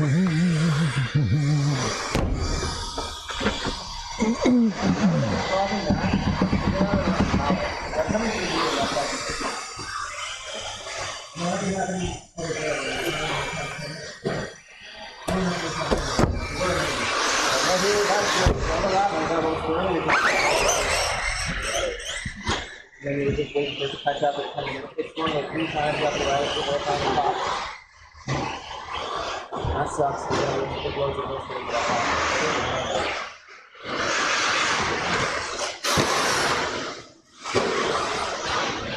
Right there, you're trying to get towards the throttle and after you finish the corner, and the rear is stepping out. Yeah. So, I would not change the shocks first. I would change the rear and then the shocks separately. That's hard to drive from the ground.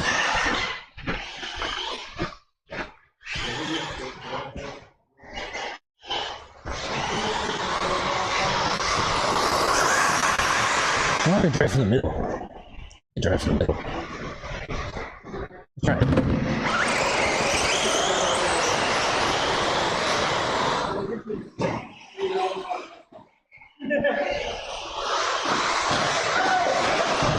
Oh, nice save.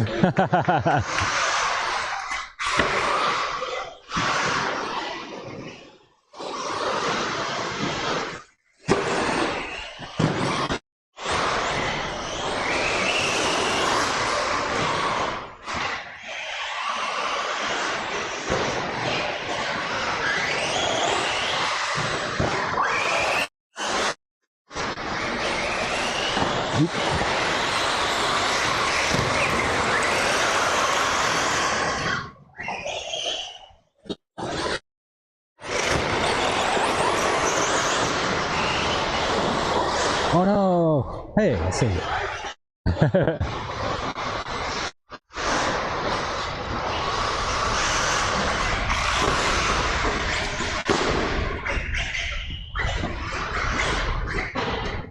Oh, you got in a chair.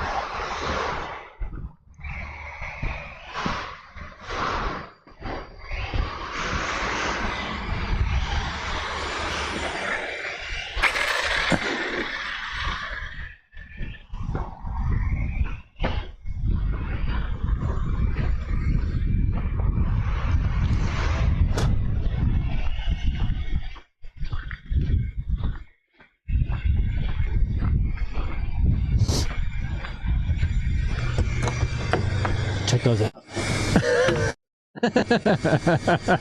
Straight comedy right there.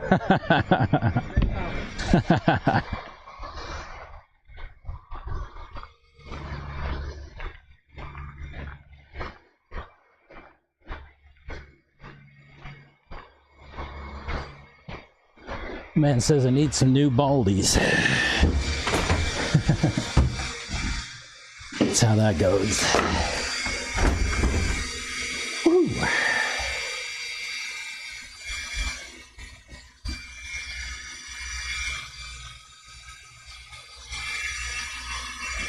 Nice. All right, let me charge my camera overnight.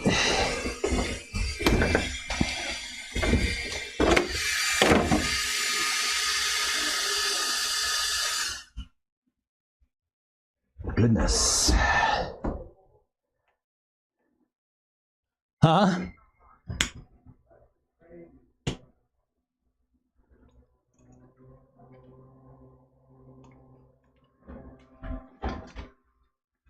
We did it. So what's wrong? No, nothing. I'm just impressed by Carlos. Can literally just, what's going on with your fluids or whatever, and can't even call it like that. So what did he say? He was like, it looks like your center's a little heavy. I was like, that's so funny because literally I just put that gear in. You know what I mean? I was like, what the fuck? I mean, it's true because now my ass end was like, where before it was a lot more just like planted. So I was even thinking before he said anything, I was like, yeah, I think 3's for that weight that I'm trying to do, like it's better. Yeah. Yeah, I want to do that. That's funny, dude. I'm telling you, that's the only way to learn this shit. Yeah, like you gotta just do it yourself, and then it's like there's the proof right there. Yep. I visually drove it worse, Yeah. and then had another eye on it. Yep. You don't fucking care. Yeah. You know what I mean? You don't doing him nothing. Just say, oh, that looks worse. Yeah. Well, thank you. This is the time to tell me that. Yeah, totally. Chris does the same thing with me all the time. Like if he sees my car running around, and he's like, "You might want to like go up and springs in the back." Like, okay. You're like, thank you. You're like, thank you for that. I told him. I did tell him though. I said actually this morning in that conversation. I said, I always listen to and value your advice. Yes. I might not always follow it, but that's only because I like have to explore all of the boundaries for myself and figure out what, like where shit breaks and all that stuff. Like it's like, okay, you can tell me this thing, but I'm not going to believe it until I find out for myself. Yeah, like, that's the whole thing, right? You see it and you're like, oh, now I even know what I'm looking for. That's my take. If somebody tells me to do a thing, I didn't learn anything. Like, Sure. You just said do that thing and it got better, but like I didn't learn. Yeah. I know that it got better, but I don't know why it got better. And now we see it's like, oh, that's worse visually and even just skill level wise. It's like that knocked me down a peg. It happens. Well, I always think that I always want to be able to drive anything anywhere. right. And so like I always try to, even when a car is really bad, I still try to drive through it. Like I still like if it's something I can change the way my steering inputs are or the way my throttle inputs are or something like that, I gotta find it. I don't I feel like I have to make myself drive shitty cars. Yeah. Well, if you're ever in a situation where it's just handling like shit, you're gonna be hopefully further along, right? That's my thinking. Yeah. I'll try. I'll give it a whirl. Damn, this is a good one, huh? Tastes nice too.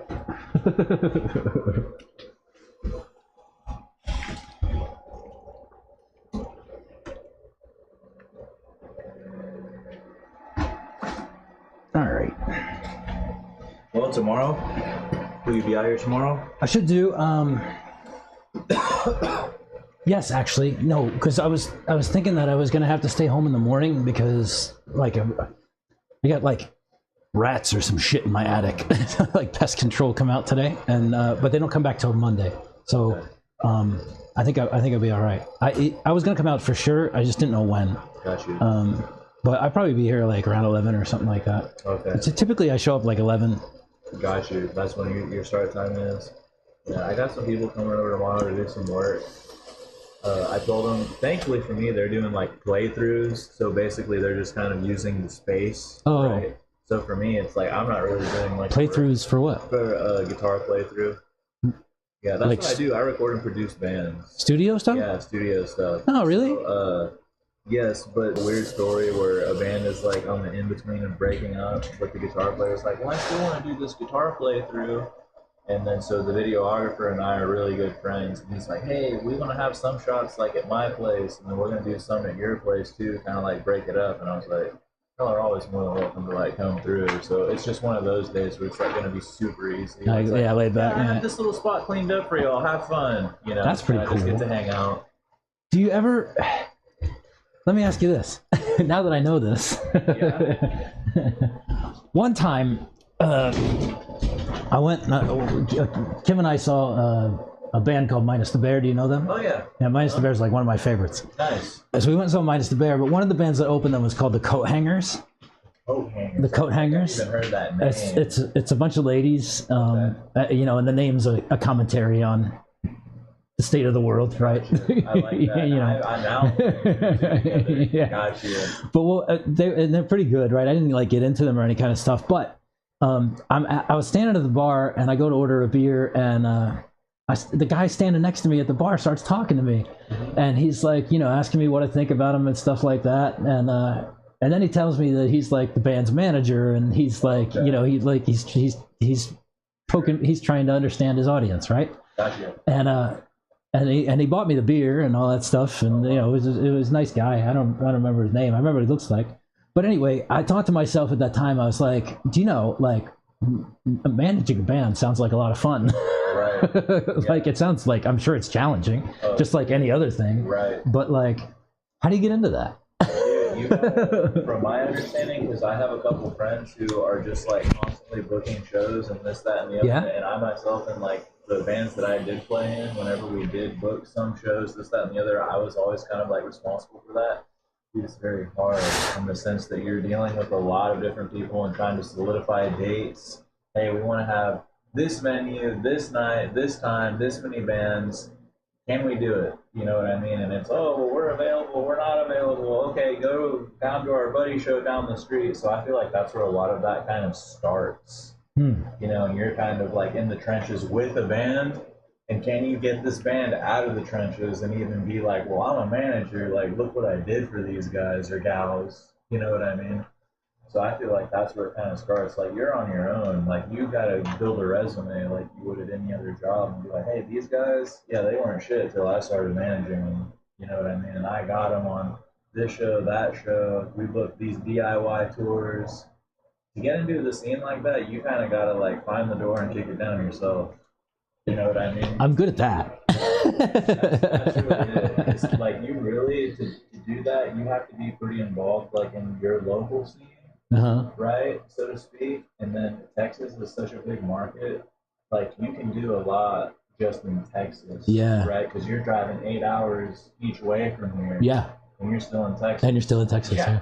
And so, like, there's bands that, like, they can make a killing, so to speak, by just, we're gonna do a Texas run and hit all the big Texas spots. You know, and then it's like, well, now you got to find another band that's kind of on your same level, and they got the East Coast going on, or they got the West Coast going on, and that's why now you'll see some bands that, hey, from here to here, we're touring with so-and-so, but then from here to here, they're dropping off, and we're going with these cats, because, well, they have draw over here, and these guys have draw over there, and then this is going to help everybody, you know, so it's very like, oh, now I see why this band isn't going on the entire tour, because they're helping draw, you know. They're helping pull an audience together for the main attraction, you know. I had this conversation the other day with a guy who, he was my director at some point, but he's now retired. And like, so he and I are both kind of in the same space, which is interesting because we're both peers at the moment, right? Like, we're both trying to figure out what we want to do next, right? And like how much responsibility to take on and that kind of stuff.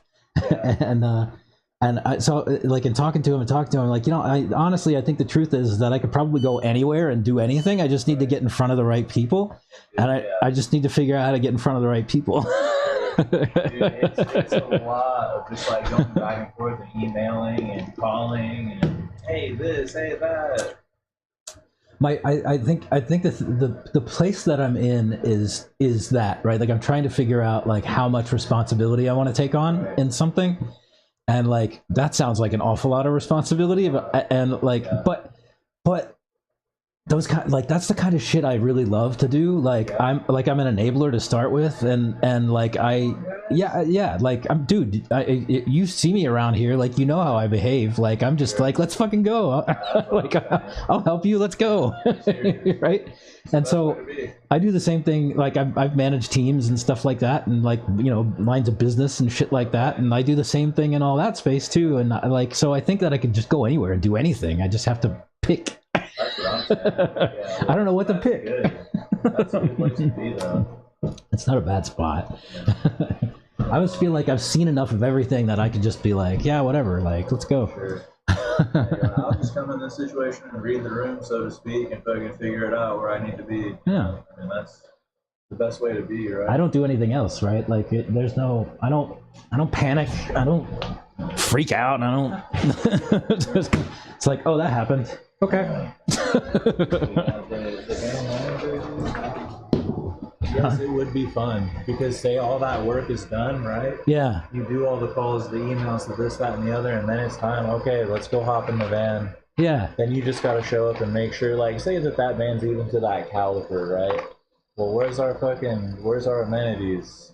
You had all this shit crossed off? Okay, sweet. That's another one too, right? Like, I think if you find the right people in the band, I don't even really know if it matters what quality of music they make as long as you can find them the audience, right? Dude, like there's an audience for everything. It doesn't matter what it is. It could be bad to you, but it's good to somebody. Because that's the whole thing. It's like right now, right? There's probably a handful of shows that are happening today, tomorrow, within a couple of days, and just like you said, we have no idea who some of these bands are, and yet we would show up and they're selling out a big ass show, and we're like, Yeah. you know, how have we never heard of this? It's just there's so much shit going on 24/7. Yeah. That it's Yeah. just like something like this. If it was just out to the masses, this fucking pits would be full. That's what I'm trying to do. Yeah. It's just a matter of that. It's like, hey, can we get this in front of the right people? That's with the thing. anything, right? Yeah, finding an audience. Yeah, seriously. I mean, that's what I'm doing. I've even told you the story before, but that's even like with me. Once I realized like this was here, I was like, oh, I gotta go. Yeah. I gotta go, and I had no idea it was even over here. Yeah. Now it's like, well, now I can't get me to leave. All right, it's the same. I got to get out of here, man. Oh yeah, you gotta do stuff. I do. Chat. man. We'll see you in the next stream, probably tomorrow or next week. Live? And yeah. All right, dude.